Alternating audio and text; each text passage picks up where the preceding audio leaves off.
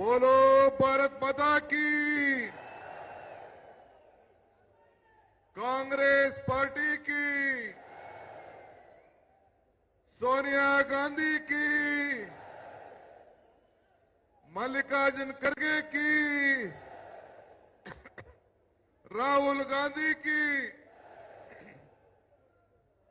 सिद्धरामैया की,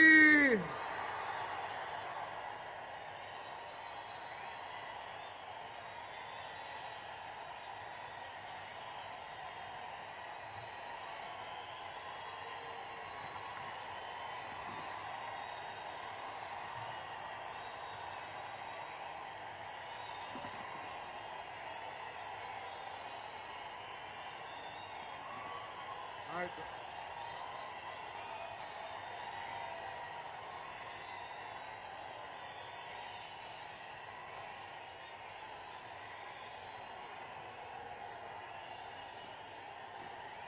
ಆಯ್ತು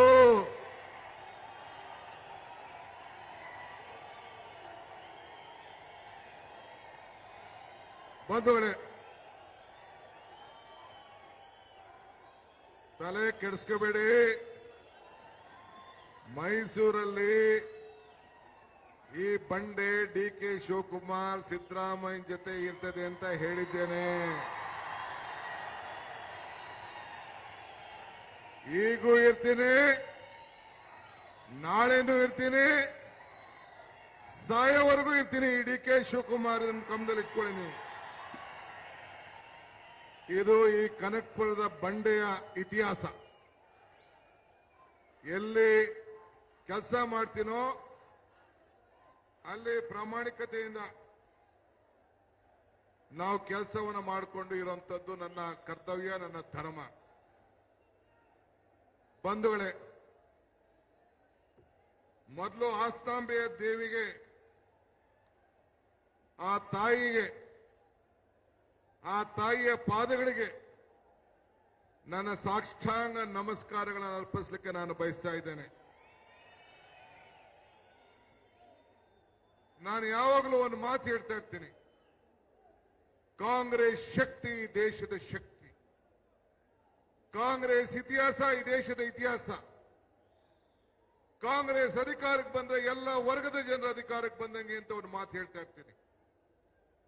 ಇವತ್ತು 25 ವರ್ಷದ ನಂತರ ಈ ಹಾಸನದ ಮಹಾಜನತೆ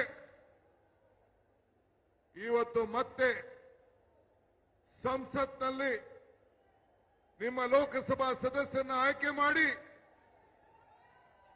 ಈ ಒಂದು ದೇಶಕ್ಕೆ, ಈ ಜಿಲ್ಲೆಯಲ್ಲಿ ಆಗ್ತಾ ಇರುವಂತ ಅನ್ಯಾಯದ ವಿರುದ್ಧ ಆಕ್ರೋಶಗೊಂಡು ನೊಂದ ತಾಯಂದಿರಿಗೆ ರಕ್ಷಣೆ ಕೊಡಲು ನಮ್ಮ ಶ್ರೇಯಸ್ ಪಟೇಲ್ ಅವ್ರನ್ನ ಆಯ್ಕೆ ಮಾಡೋದಕ್ಕೆ ನಿಮ್ಮೆಲ್ಲರೂ ಕೂಡ ಒಂದು ಕೋಟಿ ನಮಸ್ಕಾರಗಳ ಅರ್ಪಿಸಲಿಕ್ಕೆ ನಾನು ಬಯಸ್ತಾ ಇದ್ದೇನೆ. ಇವತ್ತು ಸರ್ಕಾರದ ಶಕ್ತಿ 108, 5 ಗ್ಯಾರಂಟಿಗಳು ಪರ್ಮನೆಂಟ್, 228ರಲ್ಲಿ ನಾವೇ ಅಧಿಕಾರಕ್ಕೆ ಬರೋದು ಪರ್ಮನೆಂಟ್. ಇದನ್ನ ಯಾರು ಕೂಡ ಬದಲಾವಣೆ ಮಾಡಲಿಕ್ಕೆ ಸಾಧ್ಯ ಇಲ್ಲ. ಜೆಡಿಎಸ್ ಮತ್ತು ಬಿಜೆಪಿಯ ಸುಳ್ಳು ಮಾಲೆಗಳು ಈಗಾಗಲೇ ಸಂಡೂರು, ಶಿಗ್ಗಾವಿ ಮತ್ತು ಚನ್ನಪಟ್ಟಣದಲ್ಲಿ ಉತ್ತರವನ್ನು ಕೊಟ್ಟು 5 ಗ್ಯಾರಂಟಿಗಳು ಸೇರಿ ಅದಕ್ಕೆ ಉತ್ತರವನ್ನು ಕೊಟ್ಟಿದೆ ಅನ್ನೋದನ್ನ ನಾನೇನು ಹೇಳಬೇಕಾದಿಲ್ಲ. ಚುನಾವಣಾ ಸಂದರ್ಭದಲ್ಲಿ ಒಂದು ಮಾತು ಹೇಳಿದ್ದೆ, ಕಮಲ ಕೆರೆಯಲ್ಲಿದ್ದರೆ ಚಂದ, ತೆನೆ ಹೊಲದಲ್ಲಿದ್ದರೆ ಚಂದ, ಈ ದಾನ ಧರ್ಮ ಮಾಡುವ ಕೈ ಅಧಿಕಾರದಲ್ಲಿದ್ದರೆ ಮಾತ್ರ ಚಂದ ಅಂತ ಹೇಳಿದ್ದೆ. ಈ ದಾನ ಧರ್ಮ ಮಾಡುವ ಕೈ ಅಧಿಕಾರದಲ್ಲಿದ್ದಕ್ಕೆ ಇವತ್ತು ಬಡವರ ಕಲ್ಯಾಣಕ್ಕೋಸ್ಕರ, ಬಡವರಿಗೆ ಶಕ್ತಿ ತುಂಬಿ, ಆರ್ಥಿಕವಾದಂತ ಶಕ್ತಿ ತುಂಬಿ, ಬೆಲೆ ಏರಿಕೆಯಿಂದ ತತ್ತರಿಸಿದ್ದಂತ ಸಮಾಜಕ್ಕೆ ಧೈರ್ಯವನ್ನು ಕೊಟ್ಟು ಇವತ್ತು ಜನರ ಕಲ್ಯಾಣ ಸಂಕಲ್ಪವನ್ನು ಮಾಡಿ ನಮ್ಮ ಸ್ವಾಭಿಮಾನಿಯ ಸ್ನೇಹಿತರುಗಳು ನಾವೆಲ್ಲ ಸೇರಿ ಈ ರಾಜ್ಯಕ್ಕೆ ಒಂದು ಸಂದೇಶವನ್ನು ಕೊಟ್ಟು ರಾಮನಗರದಲ್ಲಿ 4 ಗೆದ್ದಿದ್ದೇವೆ. ಮಂಡ್ಯದಲ್ಲಿ 7 ಸೀಟ್ ಗೆದ್ದಿದ್ದೇವೆ, 6 ಸೀಟ್ ಗೆದ್ದಿದ್ದೇವೆ.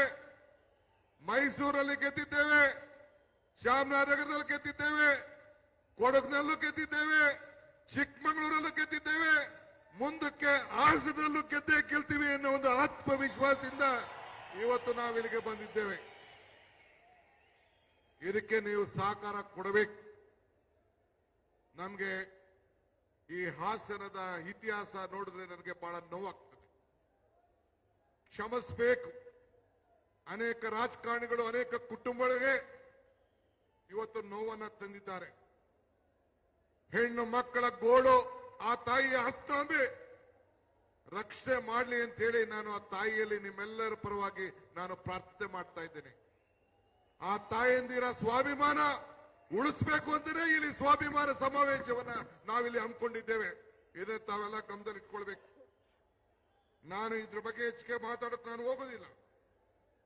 ತಮ್ಗೆ ಹೇಳದಿಷ್ಟೇ, ಇದು ಹಾಸನದ ದೊಡ್ಡ ಇತಿಹಾಸ. ಎಲ್ಲ ಮಾಧ್ಯಮದಲ್ಲೆಲ್ಲ ಗೌಡರುಗಳ ನಾಡಿನಲ್ಲಿ ಇವತ್ತು ಹೋಗಿ ಕಾಳೆ ಆಗ್ತಾ ಇದೆ ಅಂತೇಳಿ ಮಾಧ್ಯಮದವರು ಬರೆದಿದ್ದಾರೆ. ನಾನು ಎಲ್ಲ ಮಾಧ್ಯಮದ ಸ್ನೇಹಿತರುಗಳ ಕೇಳಲಿಕ್ಕೆ ನಾನು ಬಯಸ್ತಾ ಇದ್ದೇನೆ. ನಿಜ, ಈ ದೇಶದಲ್ಲಿ ಕಾಂಗ್ರೆಸ್ ಪಕ್ಷ ಬೆಂಬಲಿಸಿ ಮಾನ್ಯ ಶ್ರೀ ದೇವೇಗೌಡರಿಗೆ ಈ ದೇಶದ ಪ್ರಧಾನಮಂತ್ರಿ ಮಾಡಿತು. ಈ ದೇಶದಲ್ಲಿ ಬಿಜೆಪಿ ಬೆಂಬಲಿಸಿ ಕುಮಾರಸ್ವಾಮಿ ಅವರಿಗೆ 20 ತಿಂಗಳ ಕಾಲ ಮುಖ್ಯಮಂತ್ರಿಯನ್ನು ಮಾಡಿತು. ನಾವು ಬಿಜೆಪಿನ ದೂರ ಇಡಬೇಕು ಅಂತ ಹೇಳಿ 14 ತಿಂಗಳ ಕಾಲ ಕುಮಾರಸ್ವಾಮಿ ಅವರನ್ನ ಈ ರಾಜ್ಯದ ಮುಖ್ಯಮಂತ್ರಿಯಾಗಿ ಕಾಂಗ್ರೆಸ್ ಪಕ್ಷ ಕೂಡ ಮಾಡಿತು. ಆದರೆ ಒಂದು ಈ ಸಂದರ್ಭದಲ್ಲಿ ಚನ್ನಪಟ್ಟಣ ಎಲೆಕ್ಷನ್ ಅಲ್ಲಿ ಮತ್ತು ಶಿಗ್ಗಾವಿ ಎಲೆಕ್ಷನ್ ಅಲ್ಲಿ ಕೆಲವು ಪ್ರಶ್ನೆಗಳನ್ನ ಜನರ ಮುಂದೆ ನಾವು ಇಟ್ಟಿದ್ದು. ಏನಿಟ್ಟಿದ್ದು ಅಂತಂದ್ರೆ, ನೋಡಿ, ದೇವರಾಜ ಅರಸು ಕಾಲ ಇತ್ತು. ಕಾಂಗ್ರೆಸ್ ಸರ್ಕಾರ ಇದ್ದಾಗ ಉಳೂರ್ಗೆ ಭೂಮಿ ಅಂತ ತಂದಿದ್ದು, ಅದು ಒಂದು ಗ್ಯಾರಂಟಿಯ ಯೋಜನೆ.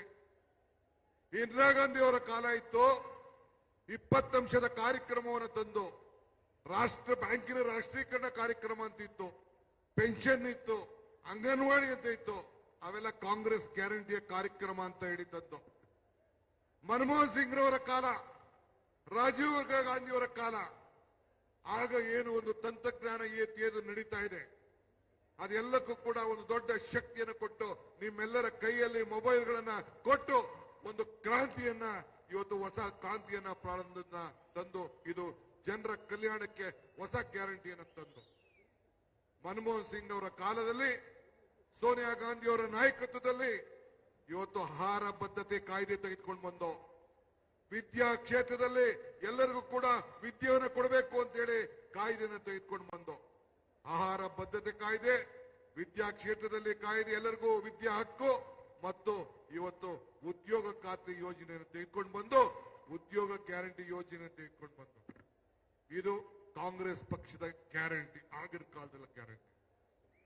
ಮೊನ್ನೆ ಮುಖ್ಯಮಂತ್ರಿಗಳಂತ ಸಿದ್ದರಾಮಯ್ಯನವರು ಬಸವಣ್ಣನ ಹುಟ್ಟಿದ ದಿನ ಅಧಿಕಾರವನ್ನು ತೆಗೆದುಕೊಂಡು 2013ರಲ್ಲಿ ತೆಗೆದುಕೊಂಡಂತ ಮೊದಲನೇ ದಿನ ಆಹಾರ ಬದ್ಧತೆ ಕಾಯ್ದೆಯನ್ನು ಗಮನದಲ್ಲಿಟ್ಟುಕೊಂಡು ಎಲ್ಲರಿಗೂ ಕೂಡ ಅನ್ನ ಭಾಗ್ಯವನ್ನ ಕೊಟ್ಟದ್ದನ್ನ ಯಾರು ಕೂಡ ಮರೆಯಲಿಕ್ಕೆ ಸಾಧ್ಯ ಇಲ್ಲ. ಅದಾದ್ಮೇಲೆ ಕ್ಷೀರ ಭಾಗ್ಯ ರೈತರಿಗೋಸ್ಕರ ಯಶಸ್ವಿನಿ, ಹೀಗೆ 16 ಕಾರ್ಯಕ್ರಮಗಳು ಕೊಟ್ಟು ಭಾಗ್ಯಗಳ ಸರ್ದಾರ ಅಂತೇಳಿ ಅನ್ಸ್ಕೊಂಡ್ರು. ಎಸ್.ಎಂ. ಕೃಷ್ಣರವರು ಮುಖ್ಯಮಂತ್ರಿ ಆಗಿದ್ರು ಕಾಂಗ್ರೆಸ್ನಿಂದ, ವೀರಪ್ಪ ಮೊಯ್ಲಿ ಮುಖ್ಯಮಂತ್ರಿ ಆಗಿದ್ರು, ಸಿಟಿ ತೆಗೆದುಕೊಂಡು ಬಂದ್ರು. ಎಸ್.ಎಂ. ಕೃಷ್ಣ ಬಿಸಿ ಊಟ ತಂದ್ರು, ಶ್ರೀ ಶಕ್ತಿ ಸಂಘಗಳನ್ನ ತಂದ್ರು, ಐಟಿ-ಬಿಟಿ ಕ್ಷೇತ್ರಕ್ಕೆ ಬೆಂಗಳೂರನ್ನ ಅಂತಾರಾಷ್ಟ್ರೀಯ ಮಟ್ಟಕ್ಕೆ ತೆಗೆದುಕೊಂಡು ಬಂದ್ರು. ಇದೆಲ್ಲ ಸಾಧನೆಗಳು. ಅದಾದ್ಮೇಲೆ ಸಿದ್ದರಾಮಯ್ಯನವರ ಮುಖಂಡತ್ವ, ನನ್ನ ಅಧ್ಯಕ್ಷತೆಯಲ್ಲಿ ಕಾಂಗ್ರೆಸ್ ಸರ್ಕಾರ ಬಂತು. ಈ 5 ಗ್ಯಾರಂಟಿಗಳನ್ನು ತಂದು ಕೊಟ್ಟಿದ್ದೇವೆ. ನಾನು ಕುಮಾರಸ್ವಾಮಿ ಅವರೇ, ಗೌರವಾನ್ವಿತ ದೇವೇಗೌಡ್ರೆ, ಕಣ್ಣೀರು ಹಾಕ್ತಿದ್ರಿ ಬಂದು ಚನ್ನಪಟ್ಟಣಕ್ಕೆ. ಎಲೆಕ್ಷನ್ ಟೈಮಲ್ಲಿ ಕಣ್ಣೀರು ಹಾಕ್ತಿದ್ರಿ. ನಾನು ನಿಮ್ಮ ಸಾಕ್ಷಿ ಗುಡ್ಡೆ ಏನು ಅಂತ ಕೇಳಕ್ಕೆ, ನಿಮ್ಮ ದೇವೇಗೌಡರ ಸಾಕ್ಷಿ ಗುಡ್ಡೆ ಈ ಹಾಸನದಲ್ಲಿ ಈ ರಾಜ್ಯದಲ್ಲಿ ಏನು ಅಂತ ಕೇಳಲಿಕ್ಕೆ ನಾನು ಏನು ಅಂತ ನಿಮ್ಗೆ ಬಯಸ್ತಾ ಇದ್ದೀನಿ. ಅದಕ್ಕೆ ತಾವು ಉತ್ತರ ಕೊಡಬೇಕು ಅಂತ ನಾನು ಒತ್ತಾಯವನ್ನು ಮಾಡ್ತಾ ಇದ್ದೀನಿ. ನಾನು ಬೇರೆ ನಿಮ್ಮ ಸಂಸತ್ ಸದಸ್ಯರ ಬಗ್ಗೆ, ಮಾಜಿ ಸಂಸದರ ಬಗ್ಗೆ ನಾನು ಮಾತಾಡೋದಿಲ್ಲ. ಆ ಸಾಕ್ಷಿ ಗುಡ್ಡೆ ಬಗ್ಗೆ ನಾನು ಚರ್ಚೆ ಮಾಡಕ್ ಹೋಗುದಿಲ್ಲ, ಅಸಹ್ಯ ಆಗ್ತದೆ. ಆದ್ರೆ ನೀವು ಮಾಡಿದಂತ ಸಾಧನೆ ಗ್ಯಾರಂಟಿ ಏನು, ಅದಕ್ಕೆ ಇವತ್ತು ಈ ಜನ ಕಲ್ಯಾಣ ಕಾರ್ಯಕ್ರಮದಲ್ಲಿ, ಜನ ಕಲ್ಯಾಣ ಸಮಾವೇಶದಲ್ಲಿ ನಮ್ಮ ಕಾಂಗ್ರೆಸ್ ಪಕ್ಷದ ಇತಿಹಾಸ, ಕಾಂಗ್ರೆಸ್ ಪಕ್ಷದ ಶಕ್ತಿ, ಕಾಂಗ್ರೆಸ್ ಪಕ್ಷದ ಕಾರ್ಯಕ್ರಮ, ಇದನ್ನ ತಮ್ಮೆಲ್ಲರೂ ಕೂಡ ಚರ್ಚೆ ಮಾಡಲಿಕ್ಕೆ ನಾವೆಲ್ಲ ಇಲ್ಲಿಗೆ ಬಂದಿದ್ದೇವೆ. ಇವತ್ತು ಈ ದೇಶದಲ್ಲಿ ಇವತ್ತು ತಾವೆಲ್ಲ ಗಮನಿಸಿದ್ದೀರಿ, ನಾವು ಬದುಕಿನ ಮೇಲೆ ರಾಜಕಾರಣವನ್ನು ನಾವು ಮಾಡ್ತಾ ಇದ್ದೇವೆ. ನಾವು ಯಾವತ್ತೂ ಕೂಡ ಭಾವನೆ ಮೇಲೆ ನಾವು ರಾಜಕಾರಣ ಮಾಡುವುದಿಲ್ಲ, ಭಾವನೆ ಮೇಲೆ ರಾಜಕಾರಣ ಮಾಡುವುದಿಲ್ಲ, ಧರ್ಮಗಳ ಮೇಲೆ ರಾಜಕಾರಣ ಮಾಡುವುದಿಲ್ಲ. ನಿಮ್ಮೆಲ್ಲರ ಬದುಕಿನ ಮೇಲೆ ನಾವು ರಾಜಕಾರಣ ಮಾಡ್ತೇವೆ. ನಮ್ಮ ಅಧಿಕಾರ ಇವತ್ತೇನಿದೆಯಲ್ಲ ಇದು ನಶ್ವರ. ಆದರೆ ನಮ್ಮ ಸಾಧನೆಗಳು, ಕಾಂಗ್ರೆಸ್ ಪಕ್ಷದ ಸಾಧನೆಗಳು ಅಜಾಮರ. ನಾವೆಷ್ಟೇ ಅಧಿಕಾರದಲ್ಲಿದ್ರು ಕೂಡ, ಏನೇ ಸಾಧನೆ ಮಾಡಿದ್ರು ಕೂಡ ಕೊನೆಗೆ ಮತದಾರನ್ನೇ ಈಶ್ವರ ಅಂತೇಳಿ ನಿಮ್ಮಲ್ಲಿ ನಂಬಿ ನಿಮ್ಗೆಲ್ಲ ಕೃತಜ್ಞತೆಯನ್ನು ಸಲ್ಲಿಸಬೇಕು ಅಂತೇಳಿ ನಿಮ್ ಮುಂದೆ ನಾವಿಲ್ಲಿ ಕೂತಿದ್ದೇವೆ. ಇದು ಜನ ಕಲ್ಯಾಣ, ಕೇವಲ ಜನ ಕಲ್ಯಾಣದ ಸಮಾವೇಶ ಮಾತ್ರ ಅಲ್ಲ, ಇದು ಗ್ಯಾರಂಟಿಗಳ ಗೆಲುವಿನ ನಂಬಿಕೆಯ ಸಮಾವೇಶ ಅಂತ ಹೇಳಲಿಕ್ಕೆ ನನಗೆ ಬಹಳ ಸಂತೋಷ ಆಗ್ತದೆ. ಆದ್ರಿಂದ ನಾನು ಕೇಳೋದಿಷ್ಟೇ, ಇವತ್ತು ಬಿಜೆಪಿಯ ನಮ್ಮ ವಿರೋಧ ಪಕ್ಷದ ನಾಯಕ, ಬಿಜೆಪಿಯ ವಿರೋಧ ಪಕ್ಷದ ನಾಯಕರು, ಅಧ್ಯಕ್ಷರು ನಮ್ಮ ವಿಜೇಂದ್ರ ಇಬ್ರು ಸೇರಿ ನಿಮ್ಮ ಕುತಂತ್ರ ಅವರಿಬ್ರಿಗೆ ಹೇಳಲಿಕ್ಕೆ ನಾನು ಬಯಸ್ತಾ ಇದ್ದೇನೆ. ನಿಮ್ಮ ತಂತ್ರ ಕುತಂತ್ರ ನಡೆಯಲಿಲ್ಲ. ನಿಮ್ಮ ಕುತಂತ್ರಕ್ಕೆ ಕಾಂಗ್ರೆಸ್ ಜನತಂತ್ರ, ಜನಶಕ್ತಿ ಈಗಾಗಲೇ ಉತ್ತರವನ್ನ ಕೊಟ್ಟಿದೆ. ಬರೀ ಚನ್ನಪಟ್ಟಣ ಒಂದೇ ಅಲ್ಲ, ಕಲ್ಯಾಣ ಕರ್ನಾಟಕದ ಸಂಡೂರಿನಲ್ಲಿ ಉತ್ತರ ಕೊಟ್ಟಿದೆ.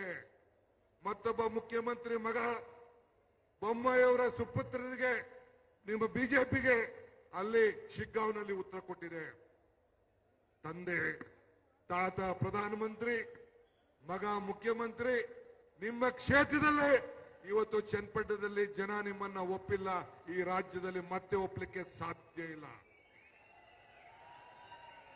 ಚುನಾವಣಾ ಸಂದರ್ಭದಲ್ಲಿ ಕುಮಾರಸ್ವಾಮಿ, ದೇವೇಗೌಡರು ಬಂದು ಏನ್ ಹೇಳಿದ್ರು, ಈ ಸರ್ಕಾರನ 6 ತಿಂಗಳಲ್ಲಿ ಕಿತ್ತಾಕ್ಬಿಡ್ತೀನಿ ಅಂತ ಹೇಳಿದ್ರು. ದೇವೇಗೌಡರು ಹೇಳಿದ್ರು, ನಾವು ಬಿಜೆಪಿ ಇಬ್ರು ಸೇರಿ ಈ ಸರ್ಕಾರನ ಕಿತ್ತೆಸಿತೀನಿ ಅಂತಂದ್ರು. ದೇವೇಗೌಡ್ರೆ, ಹಾಸನದಲ್ಲಿ ಬೆಳೆಯುವಂತ ಆಲೂಗೆಡ್ಡೆ ಗಿಡ ಅಲ್ಲ,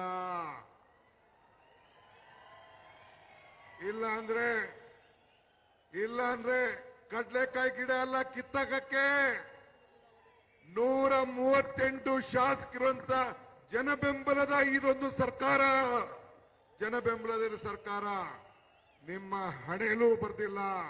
228ಕ್ಕೆ ಇದೇ ಈ ಜನತೆಯ ಕಾಂಗ್ರೆಸ್ ಸರ್ಕಾರ ಈ ದೇಶದಲ್ಲಿ ಅಧಿಕಾರಕ್ಕಿರ್ತದೆ. ಇದನ್ನ ತಾವು ಗಮನದಲ್ಲಿಟ್ಕೊಳ್ಬೇಕು. ಈ ರಾಜ್ಯದಲ್ಲಿ ಅಧಿಕಾರಕ್ಕಿರ್ತದೆ, ತಾವು ಗಮನದಲ್ಲಿಟ್ಕೊಳ್ಬೇಕು. ಆದ್ರಿಂದ ತಾವು ಎಲ್ಲ ರೈತರ ಮಕ್ಕಳಿದ್ದೀರಿ. ಹಿಂದೆ ತಾವು ಗಮನಿಸಿದ್ದೀರಿ, ಇಲ್ಲೆಲ್ಲ ಬಹಳ ಜನ ಹಾಲನ್ನ ಹಾಕ್ತಾ ಇದ್ದೀರಿ. ಹಿಂದೆ ಏನಾಗಿತ್ತು, ಬಿಜೆಪಿ ಸರ್ಕಾರದಲ್ಲಿ ನಂದಿನಿ ಹಾಲು ಅಮೂಲ್ ಜೊತೆ ಮರ್ಜ್ ಆಗ್ಲಿಕ್ಕೆ ಹೊರಟಿತ್ತು. ಈಗ ದೆಹಲಿಗೆ ಮುಖ್ಯಮಂತ್ರಿಗಳು ಹೋಗಿ ನಿಮ್ಮ ಹಾಲನ್ನ, ನಂದಿನಿ ಹಾಲನ್ನ, ತುಪ್ಪವನ್ನ ಹಂಚಲಿಕ್ಕೆ ಈಗ ಕಾರ್ಯಕ್ರಮವನ್ನು ರೂಪಿಸಿದ್ದಾರೆ. ತಿರುಪತಿ ತಿಮ್ಮಪ್ಪನಿಗೆ ಲಾಡು ಲಡ್ಡಿಗೆ ನಂದಿನಿ ಹಾಲು ಹೋಗ್ತಾ ಇದೆ. ಇದು ರಾಜ್ಯದ ರೈತರಿಗೆ ಕೊಟ್ಟಂತ ದೊಡ್ಡ ಶಕ್ತಿ, ಆದ್ರಿಂದ ಈ ಸಂದರ್ಭದಲ್ಲಿ ನಾನು ಹೇಳೋದಿಷ್ಟೇ, ನಾವು ರಾಜಕಾರಣ ಮಾಡ್ಲಿಕ್ಕೆ ಮಾತ್ರ ಇಲ್ಲಿಗೆ ಬರಲಿಲ್ಲ. ನಿಮ್ಮ ಬದುಕಿನಲ್ಲಿ ನಾವೆಲ್ಲ ಸೇರಿ, ನಿಮ್ಮ ಬದುಕಿನಲ್ಲಿ ನಾವೆಲ್ಲ ಪಾಲ್ದಾರ ಆಗಬೇಕು ಅನ್ನೋ ದೃಷ್ಟಿಯಿಂದ ಈ ಸರ್ಕಾರ ಇವತ್ತು ರಚನೆ ಆಗಿದೆ. ತಮ್ಮಲ್ಲಿ ಒಗ್ಗಟ್ಟು, ನಮ್ಮಲ್ಲಿ ನಿಮ್ಮ ಬಿಜೆಪಿಯ ದಳದಲ್ಲಿ ನಾನೇನು ಹೇಳಬೇಕಾಗಿಲ್ಲ. ನಿಮ್ಮಲ್ಲಿ ಒಗ್ಗಟ್ಟು, ನಮ್ಮಲ್ಲಿ ಒಗ್ಗಟ್ಟು, ನಿಮ್ಮಲ್ಲಿದೆ ಒಗ್ಗಟ್ಟು, ನಮ್ಮಲ್ಲಿದೆ ಒಗ್ಗಟ್ಟು, ನಮ್ಮಲ್ಲಿದೆ ನಿಮ್ಮಲ್ಲಿದೆ ಬಿಕ್ಕಟ್ಟು. ನಾವು ವಚನ ಪಾಲಕರು, ನಾವು ವಚನ ಭ್ರಷ್ಟರಲ್ಲ. ನಾವು ಇದು ತಾವು ಗಮನದಲ್ಲಿ ಇಟ್ಕೊಳ್ಬೇಕು. ಇದರಿಂದ ಈ ಸಂದರ್ಭದಲ್ಲಿ ತಮಗೆ ಈ ದೇಶಕ್ಕೆ ಕಾಂಗ್ರೆಸ್ ಪಕ್ಷ ಬಲಿಷ್ಠವಾಗಿ ಇದ್ರೆ ಮಾತ್ರ ಈ ದೇಶವನ್ನು ಉಳಿಸಲಿಕ್ಕೆ ಸಾಧ್ಯ. ಆದ್ರಿಂದ ಇವತ್ತು ರಾಷ್ಟ್ರ ಮಟ್ಟದಲ್ಲೂ ಕೂಡ ಜನ ಕಳೆದ ಲೋಕಸಭಾ ಚುನಾವಣೆಯಲ್ಲಿ 243 ಸೀಟು ಇಂಡಿಯಾ ಒಕ್ಕೂಟಕ್ಕೆ ಕೊಟ್ಟು ಮುಂದಿನ ದಿನಗಳಲ್ಲಿ ಈ ದೇಶಕ್ಕೆ ಕಾಂಗ್ರೆಸ್ ಪಕ್ಷದಿಂದ ಮಾತ್ರ ಸಾಧ್ಯ ಅನ್ನೋ ಒಂದು ಸಂದೇಶವನ್ನ ಇವತ್ತು ಕಳಿಸ್ಕೊಟ್ಟಿದ್ದಾರೆ. ಬಂಧುಗಳೇ, ಸಿದ್ದರಾಮಯ್ಯ ನೇತೃತ್ವದ ಸರ್ಕಾರ ನಾವೇನ್ ಮಾತು ಕೊಟ್ಟಿದ್ದೇವೆ ಆ ಮಾತನ್ನ ಈ ಸಂದರ್ಭದಲ್ಲಿ ನಾವು ಉಳಿಸ್ಕೊಂಡಿದ್ದೇವೆ. ಇವತ್ತು ಅಭಿವೃದ್ಧಿಯ ಕಾರ್ಯದಲ್ಲಿ ಜನರ ಬದುಕಿನಲ್ಲಿ, ಪ್ರತಿಯೊಬ್ಬರ ಜನರ ಬದುಕಿನಲ್ಲಿ ಇವತ್ತು ನಾವೇನು ಗ್ಯಾರಂಟಿಗಳನ್ನು ನಾವು ಕೊಟ್ಟಿದ್ದೇವೆ, ಏನ್ ಮಾತು ಕೊಟ್ಟಿದ್ದೇವೆ ಆ ಮಾತನ್ನ ಉಳಿಸ್ಕೊಂಡ್ರಿಂದ ಇಡೀ ದೇಶದಲ್ಲಿ ಮಹಾರಾಷ್ಟ್ರ, ಮಧ್ಯಪ್ರದೇಶ, ಬೇರೆ ಬೇರೆ ಬಿಜೆಪಿ ರಾಜ್ಯದ ಎಲ್ಲ ರಾಜ್ಯಗಳಲ್ಲೂ ಕೂಡ ಕರ್ನಾಟಕ ರಾಜ್ಯದವನ್ನ ಪಾಲನೆ ಮಾಡಿಕೊಂಡು ಇವತ್ತು ನಮ್ಮ ಜನರಲ್ ಸೆಕ್ರೆಟರಿ ಅವರು ಇಲ್ಲಿದ್ದಾರೆ, ನಮ್ಮ ಸುರ್ಜೇವಾಲಾ ಸಾಹೇಬರು, ರಾಹುಲ್ ಗಾಂಧಿ ಅವರು, ಮಲ್ಲಿಕಾರ್ಜುನ್ ಖರ್ಗೆ ಅವರು ನಮ್ಗೆ ಮಾರ್ಗದರ್ಶನ ಕೊಟ್ಟರು. ಇದು ಬದುಕಲ್ಲ. ಬದುಕಿನಲ್ಲಿ ನಾವು ಶಕ್ತಿಯನ್ನು ತುಂಬಬೇಕು. ಬೆಲೆ ಏರಿಕೆಯಿಂದ ಜನ ತತ್ತರಾಗ್ತಾ ಇದ್ದಾರೆ. ಇವತ್ತು ನೀವು 5 ಗ್ಯಾರಂಟಿಗಳನ್ನ ಕೊಡಬೇಕು ಅಂತೇಳಿ ನಮ್ಗೆ ಆದೇಶವನ್ನು ಕೊಟ್ಟದ್ರಿಂದ ಇವತ್ತು ನಾವು ನುಡಿದಂತ ನಡೆದಿದ್ದೇವೆ. ಬಸವಣ್ಣನ ನಾಡಿನಲ್ಲಿ ನಾವಿದ್ದೇವೆ. ಇದು ನಮ್ಮೆಲ್ಲರ ಶಕ್ತಿ. ಆದ್ರಿಂದ ತಮಗೆ ನಾನು ಕೇಳ್ಕೊಳ್ಳೋದಿಷ್ಟೇ, ಯಾವುದೇ ಕಾರ್ಯಕ್ರಮ ಕಾಂಗ್ರೆಸ್ ಸರ್ಕಾರ ಕೊಟ್ಟಾಗ ಇವತ್ತು ನಾವೆಲ್ಲ ಕೂಡ ಉಳಿಸ್ಕೊಂಡು ನಾವು ಬಂದಿದ್ದೇವೆ. ಇಂದಿರಾ ಗಾಂಧಿಯವರ ಕಾಲದಿಂದ ಹಿಡಿದು ದೇಶದಲ್ಲಿ ರಾಜೀವ್ ಗಾಂಧಿಯವರ ಕಾಲ, ಮನಮೋಹನ್ ಸಿಂಗ್ ಕಾಲ, ಎಲ್ಲ ಕಾಲದಲ್ಲೂ ಕೂಡ ಯಾವುದೇ ಕಾರ್ಯಕ್ರಮ ಕೊಟ್ಟು ಶಾಸನಬದ್ಧ ಕಾರ್ಯಕ್ರಮಗಳನ್ನು ಕೊಟ್ಕೊಂಡು ಬಂದಿದ್ದೇವೆ. ಇವತ್ತು ಬಾಬಾ ಸಾಹೇಬ್ ಅಂಬೇಡ್ಕರ್ ನಮ್ಮ ದೊಡ್ಡ ಶಕ್ತಿ. ನಾನು ಮೊನ್ನೆ ಒಂದು ಮಾತು ಹೇಳಿದೆ, ನಮ್ಮ ಸಂವಿಧಾನದ ದಿನದ ಆಚರಣೆಯಲ್ಲಿ ಇವತ್ತು ಎಷ್ಟೋ ವಿಗ್ರಹಗಳನ್ನು ನೋಡ್ತಾ ಇದ್ದೇವೆ, ಎಷ್ಟೋ ಶಿಲೆಗಳನ್ನು ನೋಡ್ತಾ ಇದ್ದೇವೆ. ಆದರೆ ಕಾಶ್ಮೀರದಿಂದ ಕನ್ಯಾಕುಮಾರಿವರೆಗೂ ಬಾಬಾ ಸಾಹೇಬ್ ಅಂಬೇಡ್ಕರ್ ಅವರು ಇಷ್ಟಿರೋಷ್ಟು ವಿಗ್ರಹಗಳು, ಮೂರ್ತಿಗಳು ಬೇರೆ ಯಾವುದೂ ಇಲ್ಲ. ಇದೊಂದು ಇತಿಹಾಸ ಪುಟಕ್ಕೆ ನಾವೆಲ್ಲ ಸೇರ್ಬೇಕಾಗಿದೆ. ಅವರ ಸಂವಿಧಾನವನ್ನ ನಾವು ರಕ್ಷಣೆ ಮಾಡಬೇಕಾಗಿದೆ. ಕಾಂಗ್ರೆಸ್ ಸರ್ಕಾರ ಕೊಟ್ಟಂತ ಸಂವಿಧಾನವನ್ನ ರಕ್ಷಣೆ ಮಾಡಬೇಕು ಅಂತೇಳಿ. ಹಂಗೆ ಇವತ್ತು ನಾವೆಲ್ಲ ಸ್ವಾಭಿಮಾನಿಗಳು. ಸ್ವಾಭಿಮಾನವನ್ನು ಉಳಿಸಲಿಕ್ಕೆ, ಈ ಜಿಲ್ಲೆಯಲ್ಲಿ ಆಗ್ತಾ ಇರುವಂತ ಸ್ವಾಭಿಮಾನವನ್ನು ರಕ್ಷಣೆ ಮಾಡಲಿಕ್ಕೆ ಇವತ್ತು ನಾವೆಲ್ಲ ಇಲ್ಲಿಂದನೇ ಈ ಸ್ವಾಭಿಮಾನಿ ಯಾತ್ರೆ ಪ್ರಾರಂಭ ಆಗ್ಬೇಕು ಅಂತೇಳಿ, ಜನ ಕಲ್ಯಾಣ ಯಾತ್ರೆ ಆಗ್ಬೇಕು ಅಂತೇಳಿ ನಾವೆಲ್ಲ ಇಲ್ಲಿಗೆ ಬಂದು ಸೇರ್ತೇವೆ. ನಮ್ಮ ಗುರುಗಳು ನನಗೊಂದು ಹೇಳ್ಕೊಟ್ಟಿದ್ದಾರೆ, ಮಾನವ ತತ್ವಕ್ಕೆ ಜಯವಾಗಲಿ, ಮಾನವ ಧರ್ಮದಿಂದಲೇ ವಿಶ್ವಕ್ಕೆ ಶಾಂತಿ ಅಂತೇಳಿ ಎಲ್ಲ ಧರ್ಮಗಳು, ಮಾನವನ ಧರ್ಮ ಜಯವಾಗಬೇಕು ಅನ್ನೋ ದೃಷ್ಟಿಯಿಂದ ಎಲ್ಲರೂ ಕೂಡ ಸಮಾನತೆಯಿಂದ ಪಾಲ್ಗೊಳ್ಳಬೇಕು ಅಂತೇಳಿ ಇವತ್ತು ಇಂಥ ಕಾರ್ಯಕ್ರಮಗಳನ್ನು ನಾವೆಲ್ಲ ರೂಪಿಸಿದ್ದೇವೆ. ಆದ್ರಿಂದ ಬಂಧುಗಳೇ, ಇವತ್ತು ತಾವೆಲ್ಲ ಇಲ್ಲಿ ದೊಡ್ಡ ಸಂಖ್ಯೆಯಲ್ಲಿ ಬಂದಿದ್ದೀರಿ. ನಮ್ಮ ರಾಜ್ಯದ ಮುಖ್ಯಮಂತ್ರಿಗಳು ನಿಮ್ಗೇನು ಸಂದೇಶವನ್ನು ಕೊಡಬೇಕು ಅಂತೇಳಿ ಅದಕ್ಕೆಲ್ಲ ತಾವು ಕಾಯ್ತಾ ಇದ್ದೀರಿ. ತಾವು ಚಿಂತೆ ಮಾಡೋದು ಬೇಡ. ಬಡವರಿಗೋಸ್ಕರ ಕೆಲಸ ಮಾಡ್ತಾ ಇದ್ದೇವೆ, ಪ್ರಾಮಾಣಿಕತೆಗೋಸ್ಕರ ಕೆಲಸ ಮಾಡ್ತಾ ಇದ್ದೇವೆ. ಒಗ್ಗಟ್ಟಿನ ಶಕ್ತಿ, ಒಗ್ಗಟ್ಟಿನ ಮಂತ್ರ.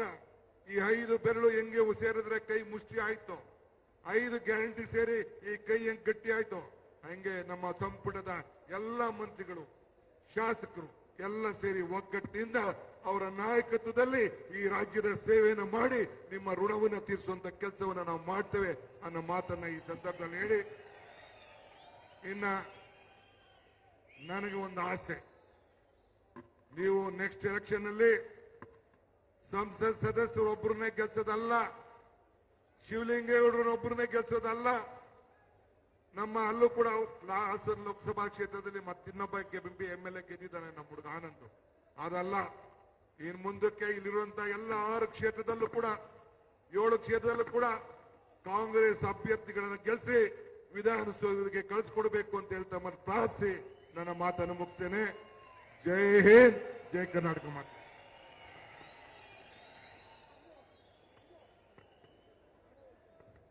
ಕರ್ನಾಟಕ ಪ್ರದೇಶ ಕಾಂಗ್ರೆಸ್ ಸಮಿತಿಯ ಗೌರವಾನ್ವಿತ ಅಧ್ಯಕ್ಷರು ಮತ್ತು ಉಪಮುಖ್ಯಮಂತ್ರಿಯಾದಂತಹ ಸನ್ಮಾನ್ಯ ಡಿ.ಕೆ. ಶಿವಕುಮಾರ್ ಸಾಹೇಬರಿಗೆ ಧನ್ಯವಾದಗಳು. ಕೊನೆಯ ಘಟ್ಟಕ್ಕೆ ಬಂದಿದ್ದೇವೆ. ನಮ್ಮ ನಾಯಕರು ಮಾತನಾಡೋದಕ್ಕಿಂತ ಮುಂಚಿತವಾಗಿ ಸನ್ಮಾನ್ಯ ಸಿದ್ದರಾಮಯ್ಯನವರ ರಾಜಕೀಯ ಜೀವನದಲ್ಲಿ ನಡೆದು ಬಂದಂತ ದಾರಿ, ಒಂದು ನಿಮಿಷ, ಅವರ ರಾಜಕೀಯ ಜೀವನದಲ್ಲಿ ನಡೆದು ಬಂದಂತ ಒಂದು ಕಿರುಚಿತ್ರ ಪ್ರದರ್ಶನವನ್ನು ಮಾಡ್ತಾ ಇದ್ದೀವಿ. ಕಿರುಚಿತ್ರ ಪ್ರದರ್ಶನ.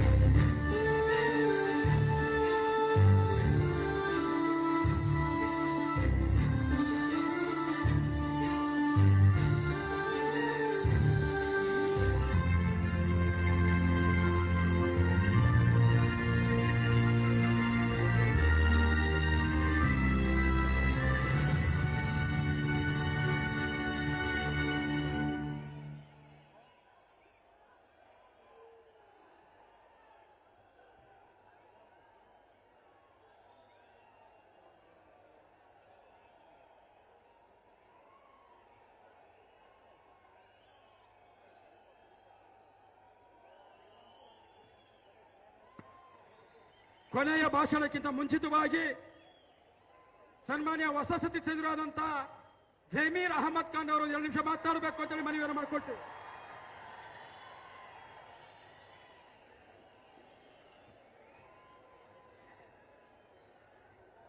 ಎಲ್ಲರಿಗೂ ನನ್ನ ನಮಸ್ಕಾರಗಳು. ಜೈ ಭೀಮ್, ಜೈ ಭೀಮ್, ಜೈ ಜೈ ಭೀಮ್. ಜರ ಜೋರಾಗಿ ಧ್ವನಿಯಲ್ಲಿ ಹೇಳಿ ಸರ್. ತಮ್ಗೆಲ್ಲ ಗೊತ್ತೇ ಇದ್ದಂಗೆ 2014 ಕೇಂದ್ರದಲ್ಲಿ ಬಿಜೆಪಿ ಸರ್ಕಾರ ಬಂದಾದ್ಮೇಲೆ ನಮ್ಮ ರಾಜ್ಯದವರೊಬ್ಬ ಕೇಂದ್ರದ ಮಂತ್ರಿ ಆಗಿದ್ರು, ಅನಂತ್ ಕುಮಾರ್ ಹೆಗಡೆ ಅವರು ಒಂದು ಮಾತನ್ನ ಅಂದ್ರು, ನಮ್ಮ ಬಿಜೆಪಿ ಸರ್ಕಾರ ಬಂದಿರೋದೇ ಸಂವಿಧಾನ ತೆಗಿಯಕ್ಕಂತ ಅವ್ರು ಹೇಳಿರೋ ತಮ್ಗೆಲ್ಲ ಗೊತ್ತಿರೋದು. ಇವತ್ತು ಬಾಬಾ ಸಾಹೇಬ್ ಅಂಬೇಡ್ಕರ್ ಸಂವಿಧಾನ ಕೊಟ್ಟಿಲ್ಲ ಅಂದ್ರೆ ನೀವು ಅಲ್ಲಿ ಕೂರಕ್ಕಾಗ್ತಾ ಇಲ್ಲ, ನಾನು ಇಲ್ಲಿ ನಿಲ್ಲಕ್ಕಾಗ್ತಾ ಇಲ್ಲ. ಬಾಬಾ ಸಾಹೇಬ್ ಅಂಬೇಡ್ಕರ್ ಕೊಟ್ಟಿದ್ದ ಸಂವಿಧಾನಕ್ಕೋಸ್ಕರ ನಾವೆಲ್ಲ ಇಲ್ಲಿ ಸೇರೋದು. ಹಾಗಾಗಿ ನಮ್ಮ ಕರ್ತವ್ಯ ಆಗ್ತಾ ತಾನೆ ಜೋರಾಗಿ ಜೈ ಭೀಮ್ ಹೇಳೋದು. ಜೈ ಭೀಮ್, ಜೈ ಭೀಮ್, ಜೈ ಜೈ ಭೀಮ್.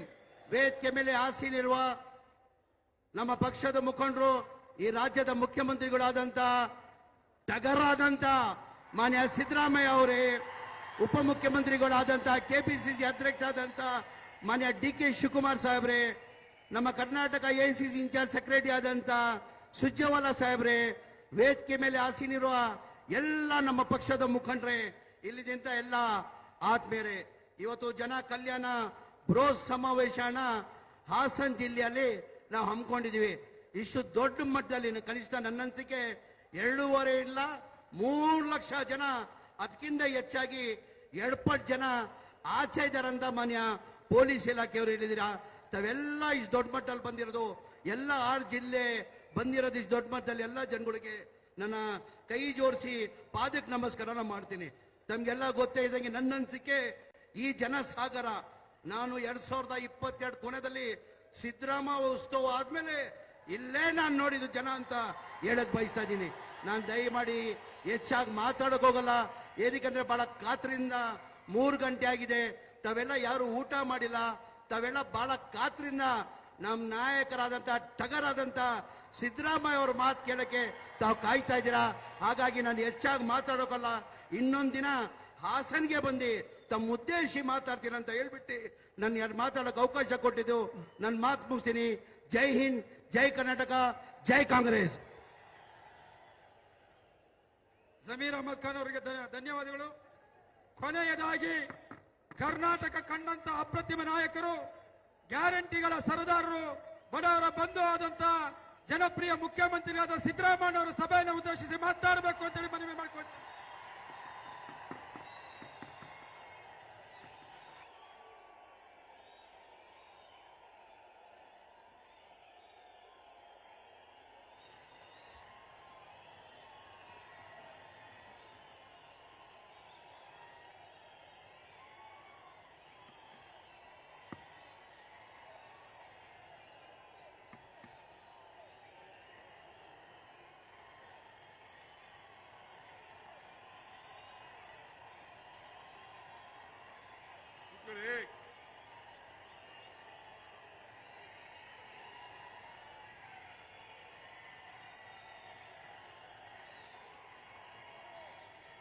ಏ ಇಳಿಸಿ ಕೆಳಗಡೆ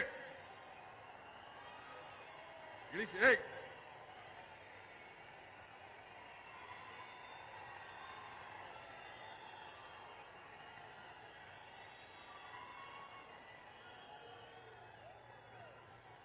ಎಐಸಿಸಿ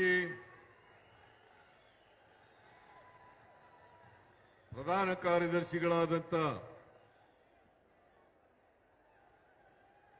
ಕರ್ನಾಟಕ ರಾಜ್ಯದ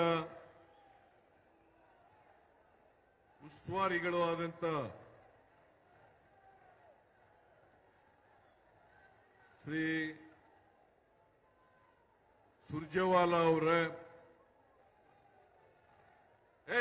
ಸುಮ್ಮನೆ ಸಾಕು.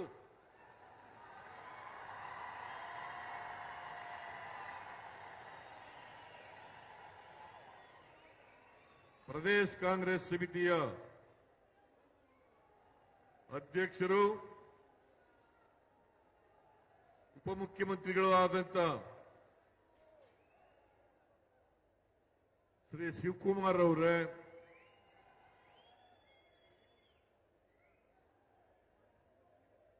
ಹಾಸನ ಜಿಲ್ಲಾ ಉಸ್ತುವಾರಿ ಸಚಿವರಾದಂಥ ರಾಜಣ್ಣ ಅವರೇ,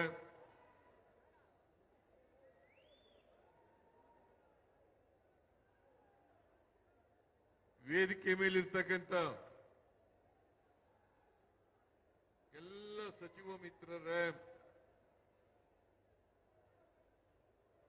ಶಾಸಕ ಮಿತ್ರರೇ, ಎಲ್ಲ ಎಲ್ಲ ವೇದಿಕೆ ಎಲ್ಲ ನೀವೇ ಆಗೋಗ್ಬಿಟ್ರೆ ಹೆಂಗೆ?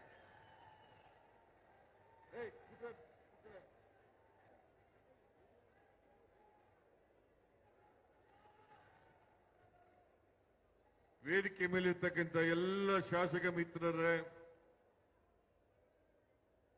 ಲೋಕಸಭಾ ರಾಜ್ಯಸಭಾ ಸದಸ್ಯರುಗಳೇ, ಮಾಜಿ ಶಾಸಕರುಗಳೇ, ಹಾಸನ ಜಿಲ್ಲಾ ಕಾಂಗ್ರೆಸ್ ಅಧ್ಯಕ್ಷರೇ, ಇತರ ಜಿಲ್ಲೆಗಳಿಂದ ಬಂದಿರತಕ್ಕಂಥ ಕಾಂಗ್ರೆಸ್ ಅಧ್ಯಕ್ಷರುಗಳೇ, ನಮ್ಮ ಪಕ್ಷದ ಎಲ್ಲ ಮುಖಂಡರುಗಳೇ, ಇಲ್ಲಿ ಇಷ್ಟೊಂದು ಬೃಹತ್ ಸಂಖ್ಯೆಯಲ್ಲಿ ಸೇರಿರ್ತಕ್ಕಂಥ ಕಾರ್ಯಕರ್ತ ಬಂಧುಗಳೇ, ತಾಯಂದಿರೇ, ಯುವಕ ಮಿತ್ರರೇ, ಮಾಧ್ಯಮದ ಗೆಳೆಯರೇ, ನೀವು ಎಷ್ಟೊತ್ತು ಕೂತ್ಕರ್ತೀವಿ ಅಂತೀರಿ ಅಷ್ಟೊತ್ತು ಮಾತಾಡ್ತೀನಿ ನಾನು. ಅರ್ಧ ಗಂಟೆ ಕೂತ್ಕೊತೀರಾ, ಮುಕ್ಕಾಲು ಗಂಟೆ ಕೂತ್ಕೊತೀರಾ, 1 ಗಂಟೆ ಕೂತ್ಕೊತೀರಾ? ಕೂತ್ಕೊಳ್ಳಿ, ಯಾರು ಎದ್ದು ಹೋಗಬಾರದು. ಇದು ಅತ್ಯಂತ ಮಹತ್ವದ ಸಮಾವೇಶ.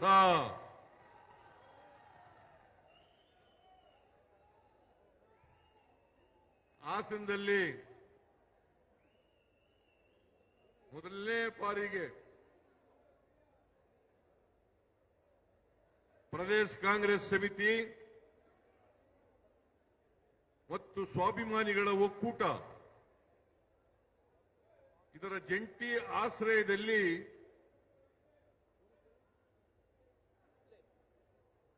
ಜನ ವಿಕಾಸ ಸಮಾವೇಶ ನಡೀತಾ ಇದೆ. ಈ ಸಮಾವೇಶಕ್ಕೆ ಹಾಸನ ಜಿಲ್ಲಾ ಎಲ್ಲ ಮುಖಂಡರುಗಳಿಗೆ, ಕಾಂಗ್ರೆಸ್ ಅಧ್ಯಕ್ಷರಿಗೆ, ರಾಜಣ್ಣವರಿಗೆ, ಶಿವಲಿಂಗೇಗೌಡರಿಗೆ, ಲೋಕಸಭಾ ಸದಸ್ಯರಿಗೆ, ಮಾಜಿ ಎಂಎಲ್ಎಗಳಿಗೆ ಮತ್ತು ಇತರ ಎಲ್ಲ ಮಾಜಿ ಮಂತ್ರಿಗಳು, ಶಾಸಕರು ಇವರೆಲ್ಲರೂ ಕೂಡ ಈ ಸಮಾವೇಶ ಇಷ್ಟೊಂದು ಯಶಸ್ವಿ ಆಗಲಿಕ್ಕೆ ಶ್ರಮ ಪಟ್ಟಿದ್ದಾರೆ. ಅವರೆಲ್ಲರಿಗೂ ಕೂಡ ಕುತ್ಕೊಳ್ರಿ, ಕುತ್ಕೊಳ್ಳಿ. ನಾನು ಹೇಳಿದಾಗ ಎದ್ದೋಗಲ್ಲ ಅಂತೀರಿ, ಮತ್ತೆ ಎದ್ದೋಯ್ತೀರಿ. ಕುತ್ಕೊಳ್ರಿ. ಯಾರವನು? ಕುತ್ಕೊಳ್ಳಿ.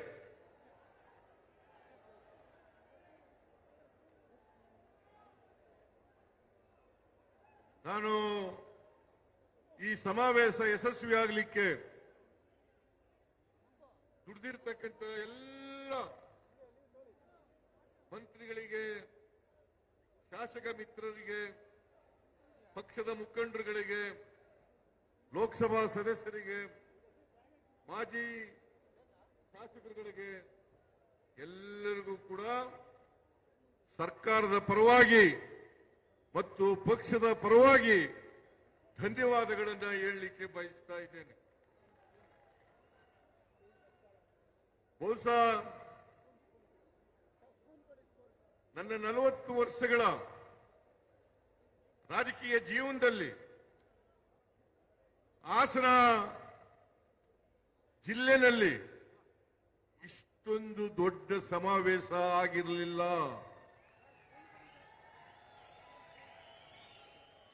ಮೊದಲನೇ ಬಾರಿಗೆ ಹಾಸನದಲ್ಲಿ ಇಷ್ಟೊಂದು ದೊಡ್ಡ ಸಮಾವೇಶ ಆಗಿದೆ. ಅದಕ್ಕಾಗಿ ಇಲ್ಲಿ ಬಂದಿರತಕ್ಕಂಥ ಎಲ್ಲ ಕಾರ್ಯಕರ್ತ ಬಂಧುಗಳಿಗೆ ನಮಸ್ಕಾರಗಳನ್ನ ಹೇಳಲಿಕ್ಕೆ ಬಯಸ್ತಾ ಇದ್ದೇನೆ. ಮಾಧ್ಯಮಗಳಲ್ಲಿ ಚರ್ಚೆ ನಡೀತಾ ಇತ್ತು, ವ್ಯಾಖ್ಯಾನ ನಡೀತಾ ಇತ್ತು. ಯಾಕೆ ಹಾಸನದಲ್ಲಿ ಈ ಸಮಾವೇಶ ಮಾಡ್ತಾ ಇದ್ದಾರೆ? ನಾನು ಹೇಳಿದೆ, ಮೈಸೂರಿನಲ್ಲಿ ಅನೇಕ ಸಮಾವೇಶಗಳಾಗಿದ್ದಾವೆ, ಆದರೆ ಹಾಸನದಲ್ಲಿ ದೊಡ್ಡ ಸಮಾವೇಶ ಆಗಿಲ್ಲ.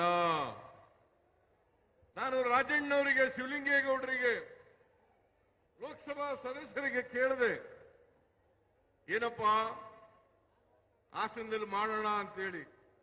ನನಗೆ ಅದಕ್ಕಿಂತ ಮುಂಚಿತವಾಗಿ ಸಚಿವರಾದಂಥ ವೆಂಕಟೇಶ್ ಅವರು, ಮಾದೇವಪ್ಪನವರು, ಚೆಲುವರಾಯ ಸ್ವಾಮಿಯವರು,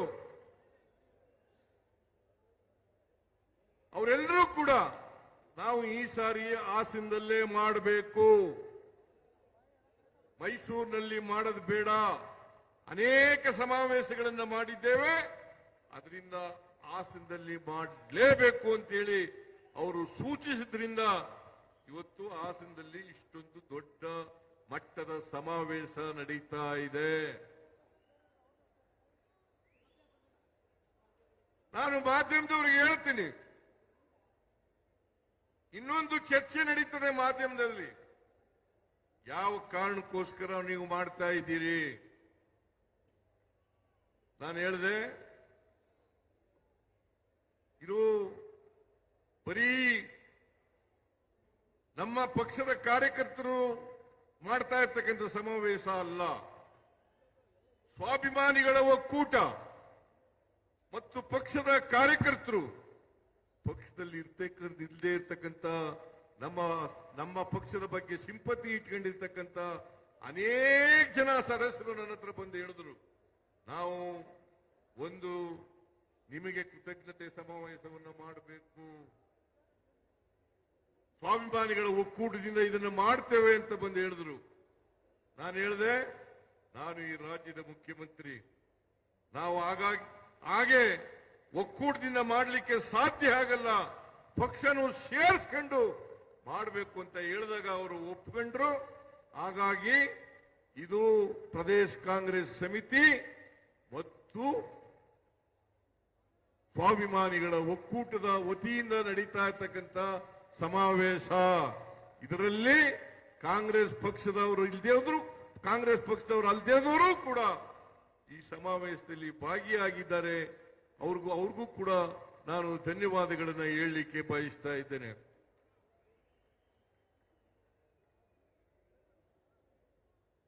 ರಾಜ್ಕುಮಾರ್ ಅವರು ಒಂದು ಮಾತು ಹೇಳ್ತಾ ಇದ್ರು.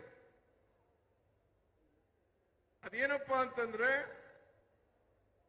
ಅಭಿಮಾನಿ ದೇವರು ಅಂತ ಹೇಳ್ತಾ ಇದ್ರು. ಅಭಿಮಾನಿ ದೇವರು ನಮಗೆ ಮತದಾರ ಬಂಧುಗಳೇ ದೇವರು ಅಂತಕ್ಕಂಥ ಮಾತುಗಳನ್ನು ಹೇಳಲಿಕ್ಕೆ ಬಯಸ್ತಾ ಇದ್ದಾರೆ. ಮತದಾರ ಬಂಧುಗಳು, ನಾವು 3 ಉಪಚುನಾವಣೆಗಳನ್ನು ಗೆದ್ದು, ಒಂದು ಚನ್ನಪಟ್ಟಣ, ಇನ್ನೊಂದು ಸಂಡೂರು, ಮೂರನೇದು ಶಿಗ್ಗಾವಿ. ಸಂಡೂರಿನಲ್ಲಿ ಮಾತ್ರ ನಮ್ಮ ಪಕ್ಷದವರು ಗೆದ್ದಿದ್ದದ್ದು. ಅಲ್ಲಿ ತುಕಾರಾಮ್ ಗೆದ್ದಿದ್ರು. ಅವರನ್ನ ಲೋಕಸಭೆಗೆ ನಿಲ್ಲಿಸಿದ ಮೇಲೆ ಅವರ ಹೆಂಡತಿಯನ್ನ ನಿಲ್ಲಿಸಿ ಅಲ್ಲಿ ಗೆಲ್ಲಿಸ್ತು. ಆದರೆ ಶಿಗ್ಗಾವಿನಲ್ಲಿ,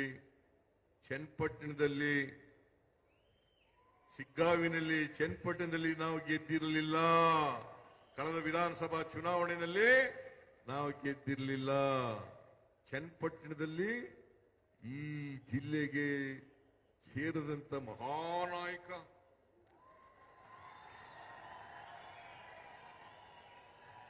ಅವರ ಮೊಮ್ಮಗ ನಿಖಿಲ್ ಕುಮಾರ್ ಸ್ಪರ್ಧೆ ಮಾಡಿದ್ರು. ಶಿಗ್ಗಾವಿನಲ್ಲಿ ಬಸವರಾಜ ಬೊಮ್ಮಾಯಿ ಮುಖ್ಯಮಂತ್ರಿ ಆಗಿದ್ದಂಥವರು, ಅವರ ಮಗ ಸ್ಪರ್ಧೆ ಮಾಡಿದ್ರು.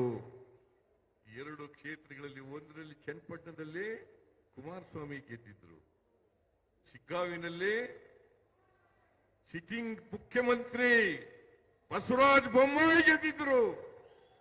2 ಸ್ಥಾನಗಳನ್ನು ಗೆಲ್ಲಿಕ್ಕೆ ನಮ್ಮ ಕಾರ್ಯಕರ್ತರು, ಮತದಾರರು ಮಾಡಿದಂತ ಆಶೀರ್ವಾದ ಕಾರಣ ಅಂತಕ್ಕಂಥ ಮಾತುಗಳನ್ನು ಹೇಳಲಿಕ್ಕೆ ಬಯಸ್ತಾ ಇದ್ದೇನೆ.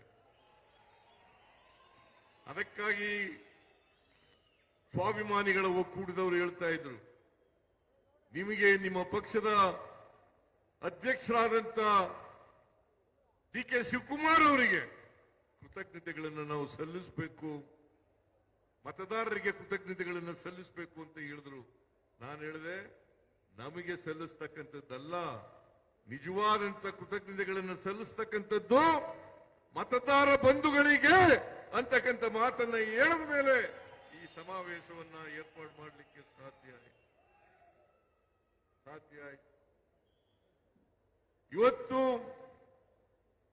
ಕಾಂಗ್ರೆಸ್ ಪಕ್ಷದಿಂದ ಮಾತ್ರ ಕರ್ನಾಟಕದ ಇತಿಹಾಸದಲ್ಲಿ ಸುಭದ್ರ ಸರ್ಕಾರವನ್ನು ಕೊಡಲಿಕ್ಕೆ ಸಾಧ್ಯ ಆಗಿರ್ತಕ್ಕಂಥದ್ದು. ಯಾವತ್ತು ಜೆಡಿಎಸ್ ಆಗಲಿ ಬಿಜೆಪಿ ಆಗಲಿ ತಮ್ಮ ಸ್ವಂತ ಶಕ್ತಿ ಮೇಲೆ ಜನರ ಆಶೀರ್ವಾದವನ್ನು ಪಡೆದು ಅಧಿಕಾರಕ್ಕೆ ಬಂದಿಲ್ಲ. ಕುಮಾರಸ್ವಾಮಿ 2 ಸಾರಿ ಮುಖ್ಯಮಂತ್ರಿ ಆಗಿರ್ತಕ್ಕಂಥದ್ದು, ಒಮ್ಮೆ ಬಿಜೆಪಿಯವರ ಸಹಾಯದಿಂದ, ಇನ್ನೊಮ್ಮೆ ನಮ್ಮ ಸಹಾಯದಿಂದ. ಬಿಜೆಪಿಯವರು 2008ರಲ್ಲಿ 2018ರಲ್ಲಿ ಅಧಿಕಾರಕ್ಕೆ ಬಂದರು. ಹಿಂಬಾಗಲಿನಿಂದ ಬಂದರೆ ಹೊರತು ಮುಂಬಾಗಲಿನಿಂದ ಬರಲಿಲ್ಲ. ಆಪರೇಷನ್ ಕಮಲ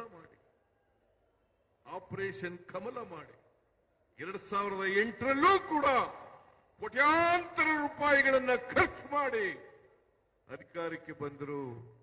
ಮಿಸ್ಟರ್ ಯಡಿಯೂರಪ್ಪ ಮುಖ್ಯಮಂತ್ರಿ ಆದರು, ಮಿಸ್ಟರ್ ಸದಾನಂದಗೌಡ ಮುಖ್ಯಮಂತ್ರಿ ಆದರು, ಮಿಸ್ಟರ್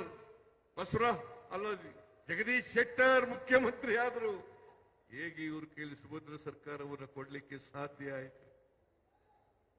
2006ರಲ್ಲಿ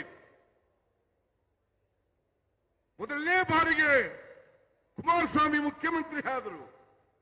ಆದರೆ ಯಡಿಯೂರಪ್ಪನವರಿಗೆ ಮೋಸ ಮಾಡಿದ್ರು, ಆ ಸರ್ಕಾರ ಉಳ್ಕೊಳ್ಳಿಕ್ಕೆ ಸಾಧ್ಯ ಆಗಲಿಲ್ಲ. ಯಾರು ಮೋಸ ಮಾಡಿದವರು? ಮಿಸ್ಟರ್ ಕುಮಾರಸ್ವಾಮಿ, ಮಿಸ್ಟರ್ ದೇವೇಗೌಡ, ಆ ಸರ್ಕಾರ ಉಳ್ಕೊಳ್ಳಿಲ್ಲ. ಮತ್ತೆ 2018ರಲ್ಲಿ 104 ಸ್ಥಾನಗಳನ್ನು ಗೆದ್ರೆ ಹೊರತು 113 ಸ್ಥಾನಗಳನ್ನು ಗೆಲ್ಲಿಲ್ಲ. ನಾವು ಕುಮಾರಸ್ವಾಮಿ ಅವರಿಗೆ ಬೆಂಬಲ ಕೊಟ್ಟು ನೀವು ಮುಖ್ಯಮಂತ್ರಿ ಆಗಿ, ನಾವು 80 ಜನ ಗೆದ್ದಿದ್ರು ಕೂಡ, ಅವರು 38 ಜನ ಗೆದ್ದಿದ್ರು ಕೂಡ, ನೀವು ಮುಖ್ಯಮಂತ್ರಿ ಆಗ್ರಿ, ನೀವು ಮುಖ್ಯಮಂತ್ರಿ ಆಗ್ರಿ, ನಾವು ಬೆಂಬಲ ಕೊಡ್ತೀವಿ ಅಂತೇಳಿ ಮಾಡೋದು. ಆದರೆ ಸರ್ಕಾರವನ್ನು ಉಳಿಸಿಕೊಳ್ಳಲಿಲ್ಲ. ನಾವು ವಿತ್ಡ್ರಾ ಮಾಡದ್ದಲ್ಲ. ಇವರು ಮುಖ್ಯಮಂತ್ರಿ ಆಗಿರುವಾಗ 17 ಜನ MLAಗಳು ಬಿಜೆಪಿ ಜೊತೆ ಸೇರಿ ಆಪರೇಷನ್ ಕಮಲದ ಮೂಲಕ ಯಡಿಯೂರಪ್ಪ ಮುಖ್ಯಮಂತ್ರಿ ಆದರು. ಆಮೇಲೆ ಬಸವರಾಜ ಬೊಮ್ಮಾಯಿ ಮುಖ್ಯಮಂತ್ರಿ ಆದರು. ಇವರು ಯಾವತ್ತಾರು ಕೂಡ JDS ಆಗಲಿ ಬಿಜೆಪಿ ಆಗಲಿ ಸುಭದ್ರ ಸರ್ಕಾರ ಕೊಟ್ಟಿದ್ದಾರ? ನೀವು ಇತಿಹಾಸವನ್ನ, ಕರ್ನಾಟಕದ ಇತಿಹಾಸವನ್ನ ನೋಡಬೇಕು. ಕಾಂಗ್ರೆಸ್ ಪಕ್ಷ ಯಾವಾಗ ಅಧಿಕಾರಕ್ಕೆ ಬಂದಿದೆ ಎಲ್ಲ ಕಾಲದಲ್ಲೂ ಕೂಡ ಸುಭದ್ರ ಸರ್ಕಾರವನ್ನು ಕೊಟ್ಟಿದೆ. ನೀವು ಯೋಚನೆ ಮಾಡಿ. ಈಗ ಬಿಜೆಪಿಗೆ JDSಗೆ ಬೆಂಬಲಿಸಬೇಕಾ? ಅಧಿಕಾರ ಕೊಡಬೇಕಾ? ಅವರಿಗೆ ಕೊಡಬೇಕಾ? ಕೂತ್ಕೊಳ್ರಿ, ಕೂತ್ಕೊಳ್ರಿ. ಅಧಿಕಾರ ಕೊಡಬೇಕಾ ಅವರಿಗೆ? ಇವತ್ತೇನಾದ್ರೂ ಸುಭದ್ರ ಸರ್ಕಾರವನ್ನು ಕೊಡ್ಲಿಕ್ಕೆ ಶಕ್ತಿ ಇರ್ತಕ್ಕಂಥದ್ದು ನಿಮ್ಮೆಲ್ಲರ ಆಶೀರ್ವಾದದಿಂದ ಕಾಂಗ್ರೆಸ್ ಪಕ್ಷಕ್ಕೆ ಹೊರತು ಬೇರೆ ಪಕ್ಷಕ್ಕೆ ಅಲ್ಲ ಅಂತಕ್ಕಂಥದನ್ನ ಹೇಳಲಿಕ್ಕೆ ಬಯಸ್ತಾ ಇದ್ದೇನೆ. ನಾವು 2013ರಿಂದ 2018ರವರೆಗೆ ಇದ್ದೆ. ಅನೇಕ ಅಭಿವೃದ್ಧಿ ಕೆಲಸಗಳನ್ನು ಮಾಡೋದು. ಅವತ್ತು ನಮ್ಮ ಪಕ್ಷದ ವತಿಯಿಂದ 165 ಭರವಸೆಗಳನ್ನು ಕೊಟ್ಟಿದ್ದು. ಆ 165 ಭರವಸೆಗಳಲ್ಲಿ 158 ಭರವಸೆಗಳನ್ನು ಈಡೇರಿಸ್ತು ಇದೇ ಭಾರತೀಯ ಜನತಾ ಪಕ್ಷದವರು. 2018ರಲ್ಲಿ 600 ಭರವಸೆಗಳನ್ನು ಕೊಟ್ಟಿದ್ರು. ಅದರಲ್ಲಿ 10% ಭರವಸೆಗಳನ್ನು ಕೂಡ ಈಡೇರಿಸಲಿಕ್ಕೆ ಸಾಧ್ಯ ಆಗಲಿಲ್ಲ. ಕೊಟ್ಟ ಮಾತಿನಂತೆ ನಡ್ಕೊಂಡವರು ಕಾಂಗ್ರೆಸ್ನವರು. ಸುಭದ್ರ ಸರ್ಕಾರವನ್ನು ಕೊಟ್ಟವರು ಕಾಂಗ್ರೆಸ್ನವರು. ಇದನ್ನ ನೀವು ಅರ್ಥ ಮಾಡ್ಕೋಬೇಕಾಗ್ತದೆ. ಅನ್ನಭಾಗ್ಯ, ಕ್ಷೀರಭಾಗ್ಯ, ಕೃಷಿ ಭಾಗ್ಯ, ಇವತ್ತು ಬಹಳ ಮಾತಾಡ್ತಾರೆ. BPL ಕಾರ್ಡ್ ಬಗ್ಗೆ ಬಹಳ ಮಾತಾಡ್ತಾರೆ. ಭಾರತೀಯ ಜನತಾ ಪಕ್ಷದವರು, JDSನವರು BPL ಕಾರ್ಡ್ ಬಗ್ಗೆ ಬಹಳ ಮಾತಾಡ್ತಾರೆ. ರಾಜ್ಯ ಸರ್ಕಾರ BPL ಕಾರ್ಡ್ ಕೊಟ್ಟಿದ್ದು ವಾಪಸ್ ಕಿತ್ಕೊಂಡ್ಬಿಡ್ತದೆ, ಬಡವರಿಗೆ ಅನ್ನ ಕೊಡ್ತಾ ಇಲ್ಲ ಅಂತಕ್ಕಂಥ ಮಾತನ್ನು ಹೇಳ್ತೀನಿ. ನಾನು ಭಾರತೀಯ ಜನತಾ ಪಕ್ಷದವರಿಗೆ, JDSನವರಿಗೆ ಒಂದು ಪ್ರಶ್ನೆಯನ್ನು ಕೇಳ್ತೀನಿ. 5 ಕೆಜಿ ಅಕ್ಕಿಯನ್ನು ಫ್ರೀಯಾಗಿ ಕೊಟ್ಟವರು ಯಾರು? ಫುಡ್ ಸೆಕ್ಯೂರಿಟಿ ಆಕ್ಟ್ ಅನ್ನ ಜಾರಿಗೆ ತಂದವರು ಯಾರು? ಬಿಜೆಪಿಯವರ, JDSನವರ? ಕೂತ್ಕೊಳ್ಳಿ, ಅದು ಎದ್ದೋಗಿ ಎತ್ತಗೆ.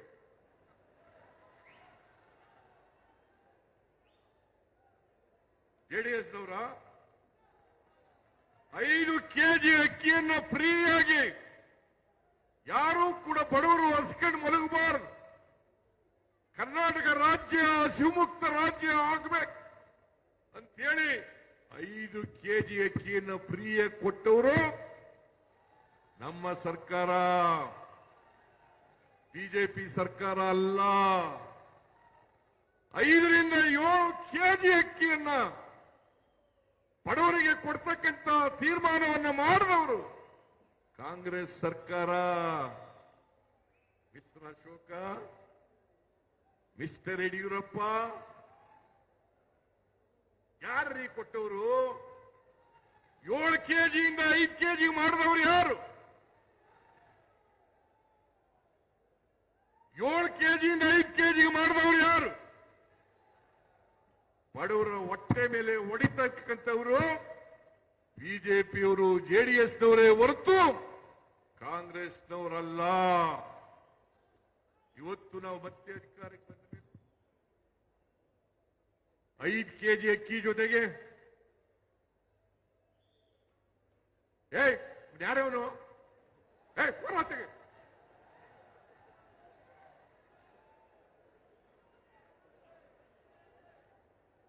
5 ಕೆಜಿ ಅಕ್ಕಿ ಜೊತೆಗೆ ಇನ್ನೂ 5 ಕೆಜಿಯನ್ನ ಕೊಡ್ತಕ್ಕಂಥ ತೀರ್ಮಾನ ಮಾಡಿದವರು ಯಾರು? ನಿಮಗೆ ನಾಚಿಕೆ ಆಗಲ್ಲ? ಬಿಜೆಪಿಯವರಿಗೆ, ನರೇಂದ್ರ ಮೋದಿಯವರ ಸರ್ಕಾರ ಇವತ್ತು KH ಮುನಿಯಪ್ಪನವರು ಇಲ್ಲೇ ಕೂತಿದ್ದಾರೆ.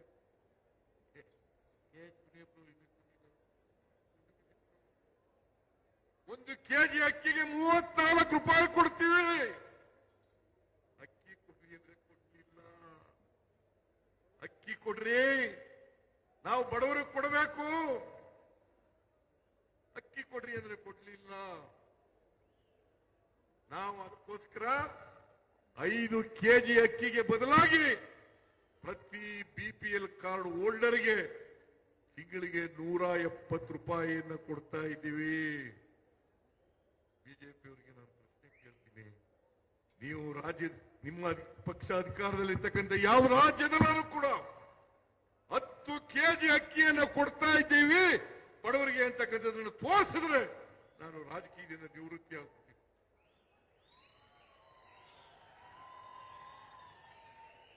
ನಮಗೆ ಹೇಳ್ತೀರಾ ಬಿಜೆಪಿಯವರು?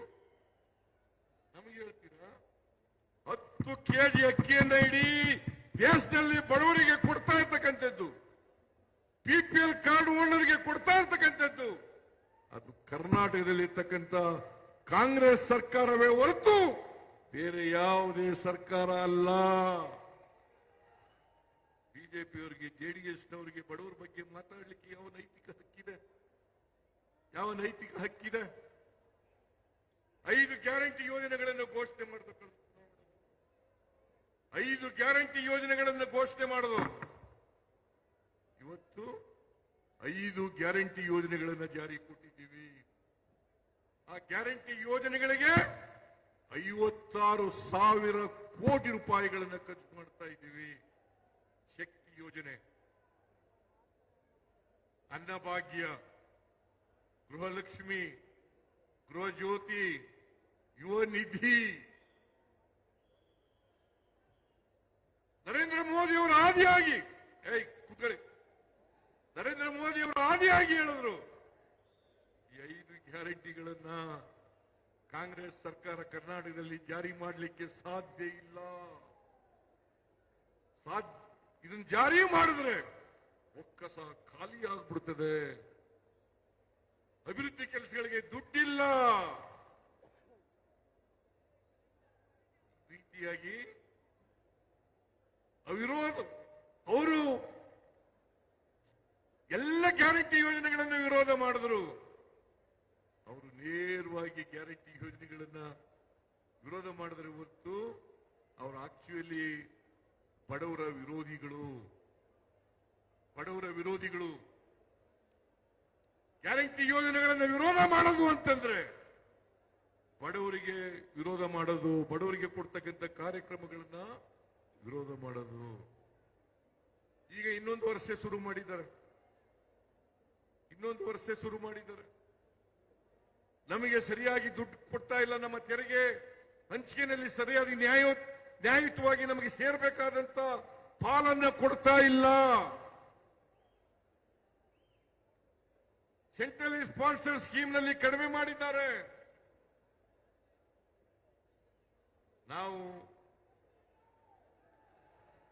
ನಾವು ಒಂದು ತಿಂಗಳಿಗೆ 4.5 ಲಕ್ಷ ಕೋಟಿ ತೆರಿಗೆಯನ್ನು ಕೊಡ್ತಾ ಇದ್ದೀವಿ ಕೇಂದ್ರಕ್ಕೆ. 4.5 ಲಕ್ಷ ಕೋಟಿ. ನಮಗೆ ಬರ್ತಕ್ಕಂಥದ್ದು ಸುಮಾರು 60,000 ಕೋಟಿ. 1 ರೂಪಾಯಿ ತೆರಿಗೆ ಕೊಟ್ರೆ ನಮಗೆ ಅವರಿಗೆ ವಾಪಸ್ ಬರ್ತಕ್ಕಂಥದ್ದು 13-14 ಪೈಸೆ ಮಾತ್ರ. ನಾನು ಕೇಳ್ತೀನಿ, ಮಣ್ಣಿನ ಮಕ್ಕಳಿಗೆ, ರೈತರ ಮಕ್ಕಳಿಗೆ, ರೈತರ ಪ್ರತಿನಿಧಿಗಳಿಗೆ ಇಷ್ಟೊಂದು ಅನ್ಯಾಯ ಆಗ್ತಾ ಇದೆಯಲ್ಲ,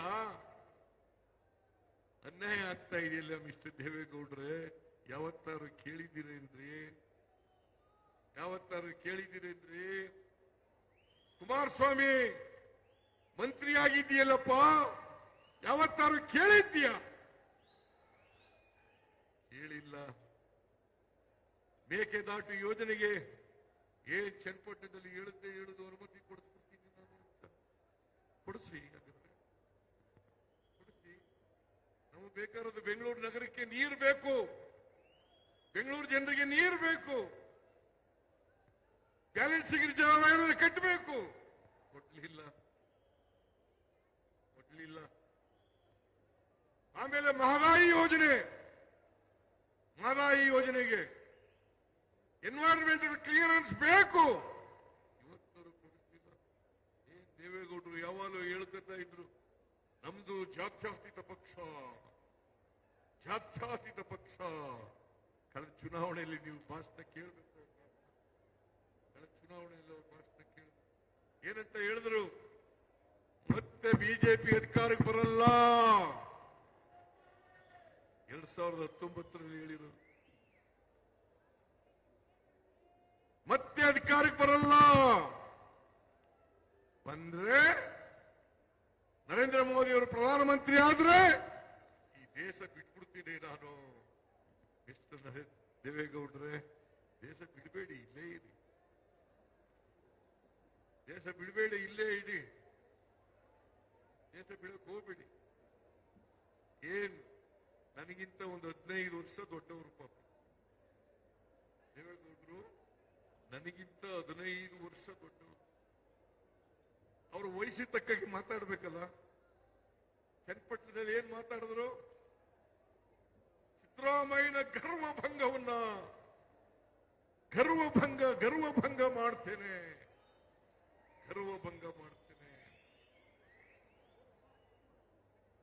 ನೀವೆಲ್ಲ ಬಿಡ್ತೀರಾ ನನ್ ಗರ್ವ? ಕುತ್ಕೊಳ್ರಿ. ಗರ್ವಭಂಗ ಮಾಡಕ್ ಬಿಡ್ತೀರಾ ನೀವು? ಗರ್ವಭಂಗ ಮಾಡಕ್ ಬಿಡ್ತೀರಾ? ಸಿದ್ದರಾಮಯ್ಯನವರಿಗೆ ದುರಂಕಾರ ಬಂದ್ಬಿಟ್ಟಿದೆ. ಏನು ಹಲ್ಲು ಮುರಿ ಕಚ್ಕೊಂಡು ಕಾಂಗ್ರೆಸ್ ಸರ್ಕಾರವನ್ನ ಕಿತ್ತೋಗಿರಿ. ನಾನು ಹೇಳಿದ್ನಲ್ಲ, ಮಿಸ್ಟರ್ ದೇವೇಗೌಡ ಹೇಳಿದ್, ಕಾಂಗ್ರೆಸ್ ಸರ್ಕಾರವನ್ನು ಕಿತ್ತೋಗಿರಿ. ಯಾರೇ ಆಗ್ಲಿ ಕೂಡ ಅವ್ರ ವಯಸ್ಸಿಗೆ ತಕ್ಕ ಮಾತಾಡ್ಬೇಕಲ್ಲ. ಸಿದ್ದರಾಮಯ್ಯನಿಗೆ ಅಹಂ ಬಂದ್ಬಿಟ್ಟಿದೆ. ನಾನು ದೇವೇಗೌಡರಿಂದ ಈ ಮಾತುಗಳನ್ನು ನಿರೀಕ್ಷೆ ಮಾಡಿರಲಿಲ್ಲ. ಅವ್ರ ಮೊಮ್ಮಗನನ್ನ ಗೆಲ್ಲಿಸ್ಲಿಕ್ಕೋಸ್ಕರ 1 ವಾರ ಚನ್ನಪಟ್ಟಣದಲ್ಲಿ ಉಳಿದು ಬಿಟ್ರು. ಹಾಸನಕ್ಕೆ ಬಂದಿದ್ದಾರೆ? ಯಾವತ್ತಾರೋ ಹಾಸನಕ್ಕೆ ಬಂದಿದ್ದಾರ? ಏನ್ ದೇವೇಗೌಡ, ಕುಮಾರಸ್ವಾಮಿ, ನಿಖಿಲ್ ಕುಮಾರಸ್ವಾಮಿ ಎಲ್ಲ ಕಣ್ಣೀರು ಹಾಕಿದ್ದೇ. ಇಲ್ಲಿ ಪಾಪ ಹಾಸನ ಜನ ಕಣ್ಣೀರಲ್ಲಿ ಕೈ ತೊಳಿತಾ ಇದ್ದಾರೆ.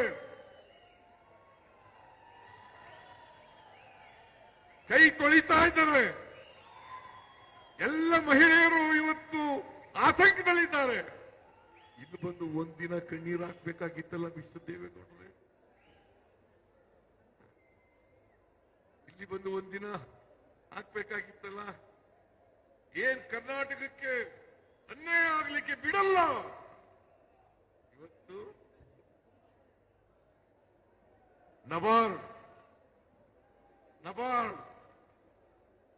ಹೋದ ವರ್ಷ ರೈತರ ಮಗ ಅಂತ ಹೇಳ್ತೀನಿ, ಹೋದ ವರ್ಷ 5,600 ಕೋಟಿ ರೂಪಾಯಿಗಳನ್ನ ನಬಾರ್ಡ್ ರೀಫೈನಾನ್ಸ್ ಮಾಡಿತ್ತು ಕರ್ನಾಟಕದ ರೈತರಿಗೆ. ಈ ವರ್ಷ ಅದು 2,340 ಕೋಟಿ ರೂಪಾಯಿ ಆಗಿದೆ. ಮಣ್ಣಿನ ಮಗ, ರೈತರ ಮಗ ಕುಮಾರಸ್ವಾಮಿ ಕಣ್ಣೀರು ಹಾಕ್ತಾ ಇದ್ದೀರಲ್ಲಪ್ಪ, ಇದು ರೈತರಿಗೋಸ್ಕರ ಕಣ್ಣೀರು ಹಾಕ್ಬೇಕೋ ಬೇಡ? ರೈತರಿಗೋಸ್ಕರ ಕಣ್ಣೀರು ಹಾಕ್ಬೇಕೋ ಬೇಡ? ಒಂದು ದಿನ ಕಣ್ಣೀರು ಹಾಕ್ಲಿಲ್ಲ, ಒಂದಿನ ಕೇಳಲಿಲ್ಲ, ಪಾರ್ಲಿಮೆಂಟ್ ನಲ್ಲಿ ಮಾತಾಡಲಿಲ್ಲ. ನಾನು ಬಿಜೆಪಿ ಎಂಪಿಗಳಿಗೆ ಕೇಳ್ತೀನಿ, ಬಿಜೆಪಿ ಎಂಪಿಗಳೇ, ನೀವು ಕೋಲಾ ಬಸವನಂತೆ ತಲೆ ಅಳ್ಳಾಡಿಸೋದು ಬಿಟ್ಟುಬಿಡಿ. ಇನ್ಮೇಲೆ ಕರ್ನಾಟಕಕ್ಕೆ ಅನ್ಯಾಯ ಆದಾಗ, ಅನ್ಯಾಯ ಆಗ್ತಾ ಇದೆ ಬಿಜೆಪಿ ಸರ್ಕಾರದಿಂದ ಅಂತೇಳಿ ಎದ್ದು ನಿಲ್ತಕ್ಕಂಥ ಕೆಲಸವನ್ನ ನೀವು ಮಾಡಬೇಕಾಗ್ತದೆ. ಕರ್ನಾಟಕದ ಪರವಾಗಿ ಧ್ವನಿ ಎತ್ತಕ್ಕಂಥ ಕೆಲಸವನ್ನು ಮಾಡಬೇಕಾಗ್ತದೆ. ನೀವು ಮಾಡಲಿಲ್ಲ ಅಂತಂದ್ರೆ ಕರ್ನಾಟಕಕ್ಕೆ ಅನ್ಯಾಯ ಆಗ್ತದೆ. ಇವತ್ತು 58% ಕಳೆದ ವರ್ಷಕ್ಕೆ ಹೋಲಿಕೆ ಮಾಡಿದ್ರೆ ಈ ವರ್ಷ ನಬಾರ್ಡ್ನಿಂದ ನಾವು ಬರ್ತಕ್ಕಂಥ ಹಣ 58% ಕಡಿಮೆ ಆಯ್ತು. 58% ಕಡಿಮೆ ಆಯ್ತು. 4.5%ಗೆ ನಬಾರ್ಡ್ ಕೊಡ್ತದೆ. ನಾವು ರೈತರಿಗೆ 5 ಲಕ್ಷದವರೆಗೆ ಶಾರ್ಟ್ ಟರ್ಮ್ ಲೋನ್ಗೆ 0% ಇಂಟ್ರೆಸ್ಟ್, 4% ತಕೊಂಡು 0% ಇಂಟ್ರೆಸ್ಟ್ ಕೊಡ್ತಾ ಇದ್ದೀವಿ. 5 ರಿಂದ 15 ಲಕ್ಷದವರೆಗೆ, 5 ರಿಂದ 15 ಲಕ್ಷದವರೆಗೆ ಕೇವಲ 3% ಬಡ್ಡಿಯನ್ನು ವಸೂಲು ಮಾಡ್ತಾ ಇದ್ದೀವಿ. ನೀವು ದುಡ್ಡು ಕೊಡದೆ ಹೋದ್ರೆ, ನಬಾರ್ಡ್ ಅವರು ದುಡ್ಡು ಕೊಡದೆ ಹೋದ್ರೆ, ನಬಾರ್ಡ್ ಬರೋದು ಯಾರ ಅಧೀನದಲ್ಲಿ? ಕೇಂದ್ರ ಸರ್ಕಾರದ ಹಣಕಾಸಿನ ಮಂತ್ರಿ ನಿರ್ಮಲಾ ಸೀತಾರಾಮನ್.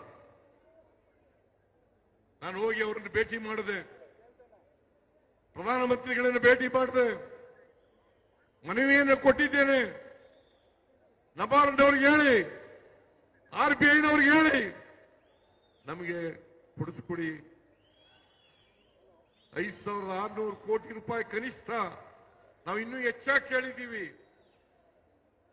5,600 ಕೋಟಿನಾದ್ರೂ ಕೂಡ ಹೋದ್ ಸಾರಿ ಕೊಟ್ಟಿದ್ದಂತ ಹಣವನ್ನಾದ್ರೂ ಕೊಡಿಸಿ. ಕೊಡ್ಲಿಲ್ಲ. ದೇವೇಗೌಡರು ಇವತ್ತವರಿಗೆ ಬಾಯಿ ಬಿಟ್ಟಿಲ್ಲ. ಇದು ರೈತರಿಗೆ ಮಾಡ್ತಕ್ಕಂಥದ್ದು ಅನ್ಯಾಯ ಅಲ್ವಾ? ರೈತರಿಗೆ ಮಾಡ್ತಕ್ಕಂಥ ದ್ರೋಹ ಅಲ್ವಾ? ಇದನ್ನ ಕೇಳಿದ್ರೆ ನಾವು ಭಾರತೀಯ ಜನತಾ ಪಕ್ಷಕ್ಕೆ ಅಟ್ಯಾಕ್ ಮಾಡ್ತೀವಿ, JDSಗೆ ಅಟ್ಯಾಕ್ ಮಾಡ್ತೀವಿ. ಸಿದ್ದರಾಮಯ್ಯ ವಿನಾಕಾರಣ ಬಿಜೆಪಿಗೆ JDSಗೆ ಟೀಕೆ ಮಾಡ್ತಾರೆ. ಇದು ಟೀಕೆ ಅಲ್ಲ.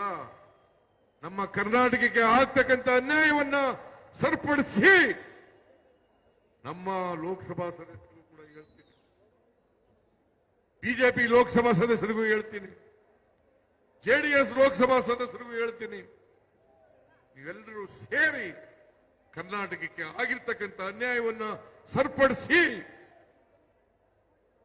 ದೇವೇಗೌಡರು ಯಾವತ್ತೂ ಕೂಡ ಯಾರನ್ನು ಬೆಳೆಸಲಿಕ್ಕೆ ಇಷ್ಟಪಡಲ್ಲ.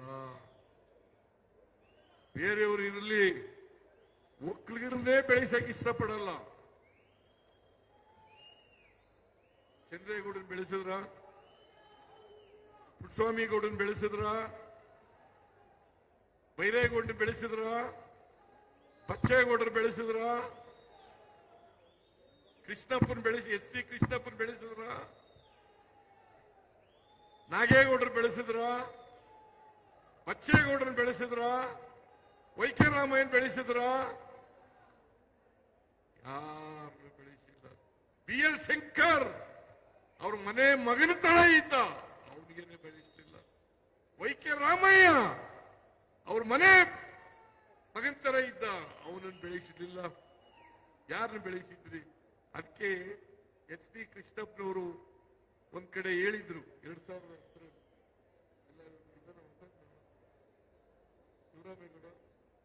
SD ಕೃಷ್ಣಪ್ಪ 2010 ಹೇಳಿದ್ರು, ಏನಂತ ಹೇಳಿದ್ರು, ಭವಿಷ್ಯ ನುಡಿದಿದ್ರು ಗೊತ್ತಾ? ನಮಗೆಲ್ಲ ರಾಜಕೀಯ ಬರೆದು ಬಿಟ್ಟಿದ್ದಾರೆ. ಬರೆದಿದ್ರು ಎಚ್ ಡಿ ಕೃಷ್ಣಪ್ಪನವರು, ಕ್ಯಾರ್ಪೇಟೆಯವರು. ನಮಗೆಲ್ಲ ರಾಜಕೀಯ ವನವಾಸ ತಂದ ದೇವೇಗೌಡ ತನ್ನ ದುರಂತಗಳನ್ನು ತಾನೇ ನೋಡುವ ಕಾಲ ಬರುತ್ತದೆ. ಯಾರು ಹೇಳಿದ್ರು ಇದನ್ನು?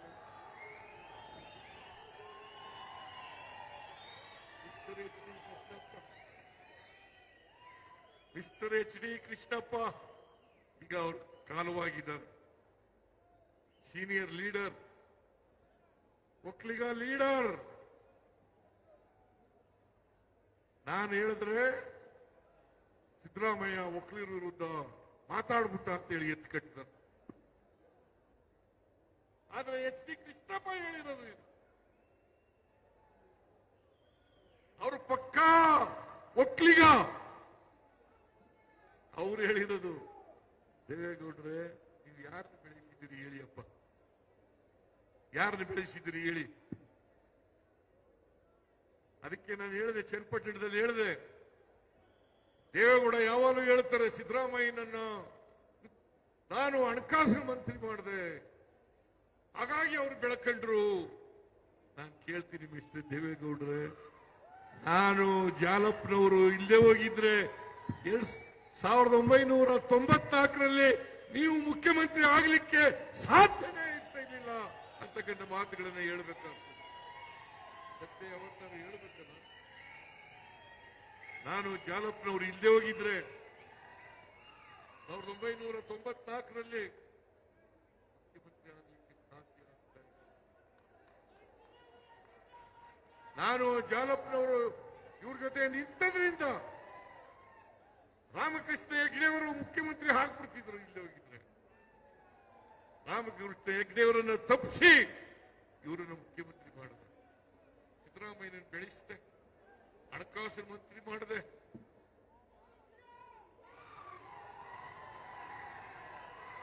ಜಾತ್ಯತೀತ ಜನತಾದಳ ಇವತ್ತು ಕೋಮುವಾದಿಗಳ ಜೊತೆ ಸೇರ್ಕೊಂಡಿದ್ದೀರಲ್ಲ ದೇವೇಗೌಡ್ರೆ. ಜಾತ್ಯತೀತ ಜನತಾದಳ ಅಂತ ನಾನು, ದೇವೇಗೌಡರು, ಲಕ್ಷ್ಮೀ ಸಾಗರ್, ಎಕೆ ಸುಬ್ಬಯ್ಯ, ವೆಂಕಟೇಶ್, ಮಾದೇವಪ್ಪ, ಸತೀಶ್ ಜಾರಕಿಹೊಳಿ,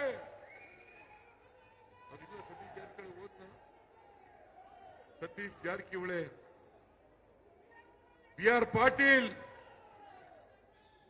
ನಾವೆಲ್ಲ ಸೇರಿ ಜಾತ್ಯತೀತ ಜನತಾದಳವನ್ನು ಕಟ್ಟಿದೋ. ನನ್ನನ್ನೇ ಎಕ್ಸ್ಪೆಲ್ ಮಾಡಬೇಕು ಪಾರ್ಟಿಯಿಂದ.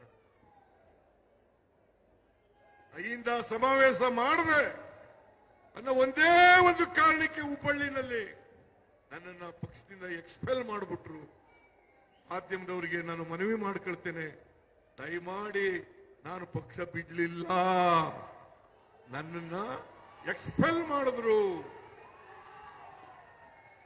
ಪಕ್ಷದಿಂದ ಎಕ್ಸ್ಪೆಲ್ ಮಾಡಿದ್ರು. ದೇವೇಗೌಡರು ನಾನು ಬೆಳೆಸಲಿಲ್ಲ.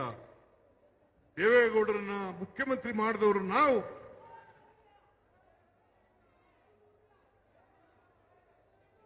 ಅದರಿಂದ ಇವತ್ತು 4-5 ಯೋಜನೆಗಳನ್ನ ಹೇಗಾದರೂ ಮಾಡಿ ಭಾರತೀಯ ಜನತಾ ಪಕ್ಷ ಮತ್ತು ಜಾತ್ಯತೀತ ಜನತಾದಳ ಇವುಗಳನ್ನ ನಿಲ್ಲಿಸಬೇಕು.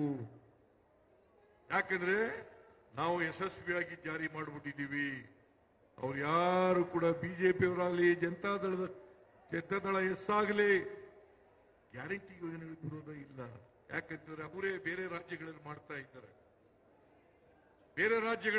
ಇದ್ದಾರೆ, ಇಲ್ಲಿ ನಮಗೆ ಹೇಳ್ತಾ ಇದ್ದಾರೆ ಹಣಕ್ಕೆ ತೊಂದರೆ ಆಗ್ಬಿಟ್ಟದೆ, ಅಭಿವೃದ್ಧಿ ಕೆಲಸಗಳಿಗೆ ತೊಂದರೆ ಆಗ್ಬಿಟ್ಟದೆ. ನಾನು ಹೇಳ್ತೀನಿ, ಈ ರಾಜ್ಯದ ಆಯವ್ಯಯ 3,71,000 ಕೋಟಿ, 3,71,000 ಕೋಟಿ. ಅದರಲ್ಲಿ 1,20,000 ಕೋಟಿ ರೂಪಾಯಿಗಳನ್ನ ಅಭಿವೃದ್ಧಿಗೋಸ್ಕರ ಇಟ್ಟಿದ್ದೇವೆ. 56,000 ಕೋಟಿ ಗ್ಯಾರಂಟಿ ಯೋಜನೆಗಳಿಗೆ ಖರ್ಚು ಮಾಡ್ತೀವಿ. ಇನ್ನು 64,000 ಕೋಟಿ ಅಭಿವೃದ್ಧಿ ಕೆಲಸಗಳಿಗೆ ಖರ್ಚು ಮಾಡ್ತೀವಿ.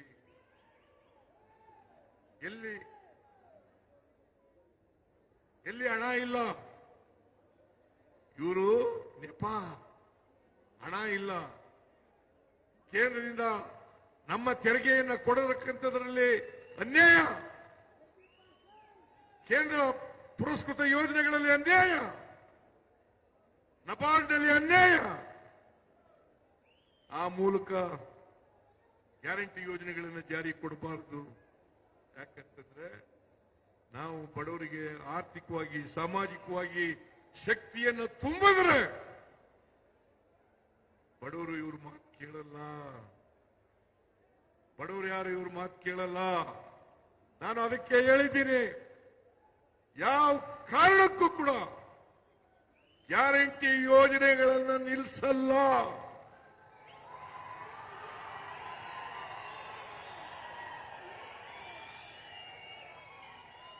ನಾವು ಅಧಿಕಾರದಲ್ಲಿ ಇರೋವರೆಗೆ 2028 ಮೇವರೆಗೆ ಗ್ಯಾರಂಟಿ ಯೋಜನೆಗಳು ಇರ್ತವೆ. ಮತ್ತೆ ನಾವೇ ಅಧಿಕಾರಕ್ಕೆ ಬರ್ತೇವೆ, ಗ್ಯಾರಂಟಿ ಯೋಜನೆಗಳನ್ನು ಮುಂದುವರಿಸ್ತೇವೆ. ಈಗ ಹಾಸನ ಜಿಲ್ಲೆಯಲ್ಲಿ ಶಿವಲಿಂಗೇಗೌಡ ಒಬ್ಬನೇ ಗೆದ್ದಿರೋದು.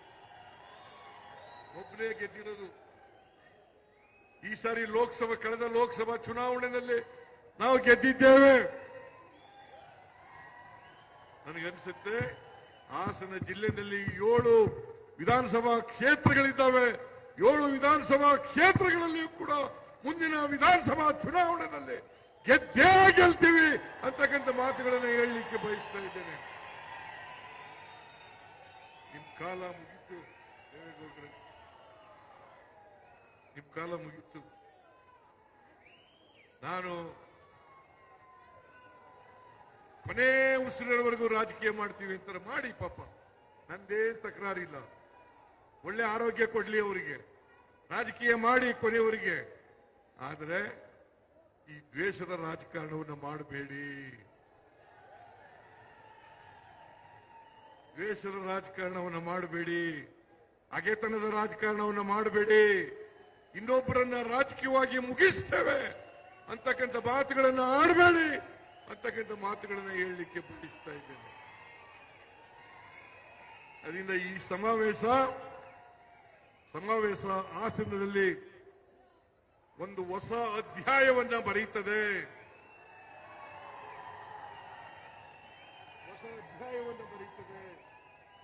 ಮುಂದಿನ ವಿಧಾನಸಭಾ ಚುನಾವಣೆಯಲ್ಲಿ ನಾವು ಎಲ್ಲ ಸ್ಥಾನಗಳನ್ನು ಗೆಲ್ತೀವಿ, ಲೋಕಸಭಾ ಸ್ಥಾನಗಳನ್ನು ಗೆಲ್ಲಿಸ್ತೀವಿ. ಕಾಂಗ್ರೆಸ್ ಪಕ್ಷ ಇಡೀ ದೇಶದಲ್ಲಿ ಬಲಿಷ್ಠವಾಗಿದೆ.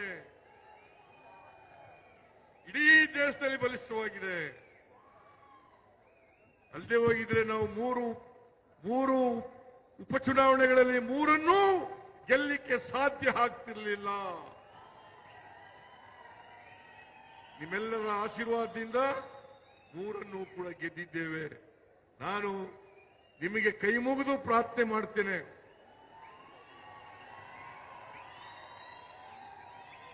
ಕಾಂಗ್ರೆಸ್ ಪಕ್ಷ ಮಾತ್ರ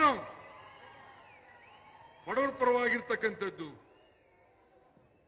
ಹಿಂದುಳಿದವರ ಪರವಾಗಿರ್ತಕ್ಕಂಥದ್ದು, ದಲಿತರ ಪರವಾಗಿರ್ತಕ್ಕಂಥದ್ದು, ಮಹಿಳೆಯರ ಪರವಾಗಿರ್ತಕ್ಕಂಥದ್ದು, ರೈತರ ಪರವಾಗಿರ್ತಕ್ಕಂಥದ್ದು, ಆದಿವಾಸಿಗಳ ಪರವಾಗಿರ್ತಕ್ಕಂಥದ್ದು, ಮತ್ತೆ ಕಾರ್ಮಿಕರ ಪರವಾಗಿರ್ತಕ್ಕಂಥದ್ದು, ಸಾಮಾಜಿಕ ನ್ಯಾಯದಲ್ಲಿ ನಂಬಿಕೆ ಇಟ್ಕೊಂಡಿರ್ತಕ್ಕಂಥ ಪಕ್ಷ ಕಾಂಗ್ರೆಸ್ ಪಕ್ಷ.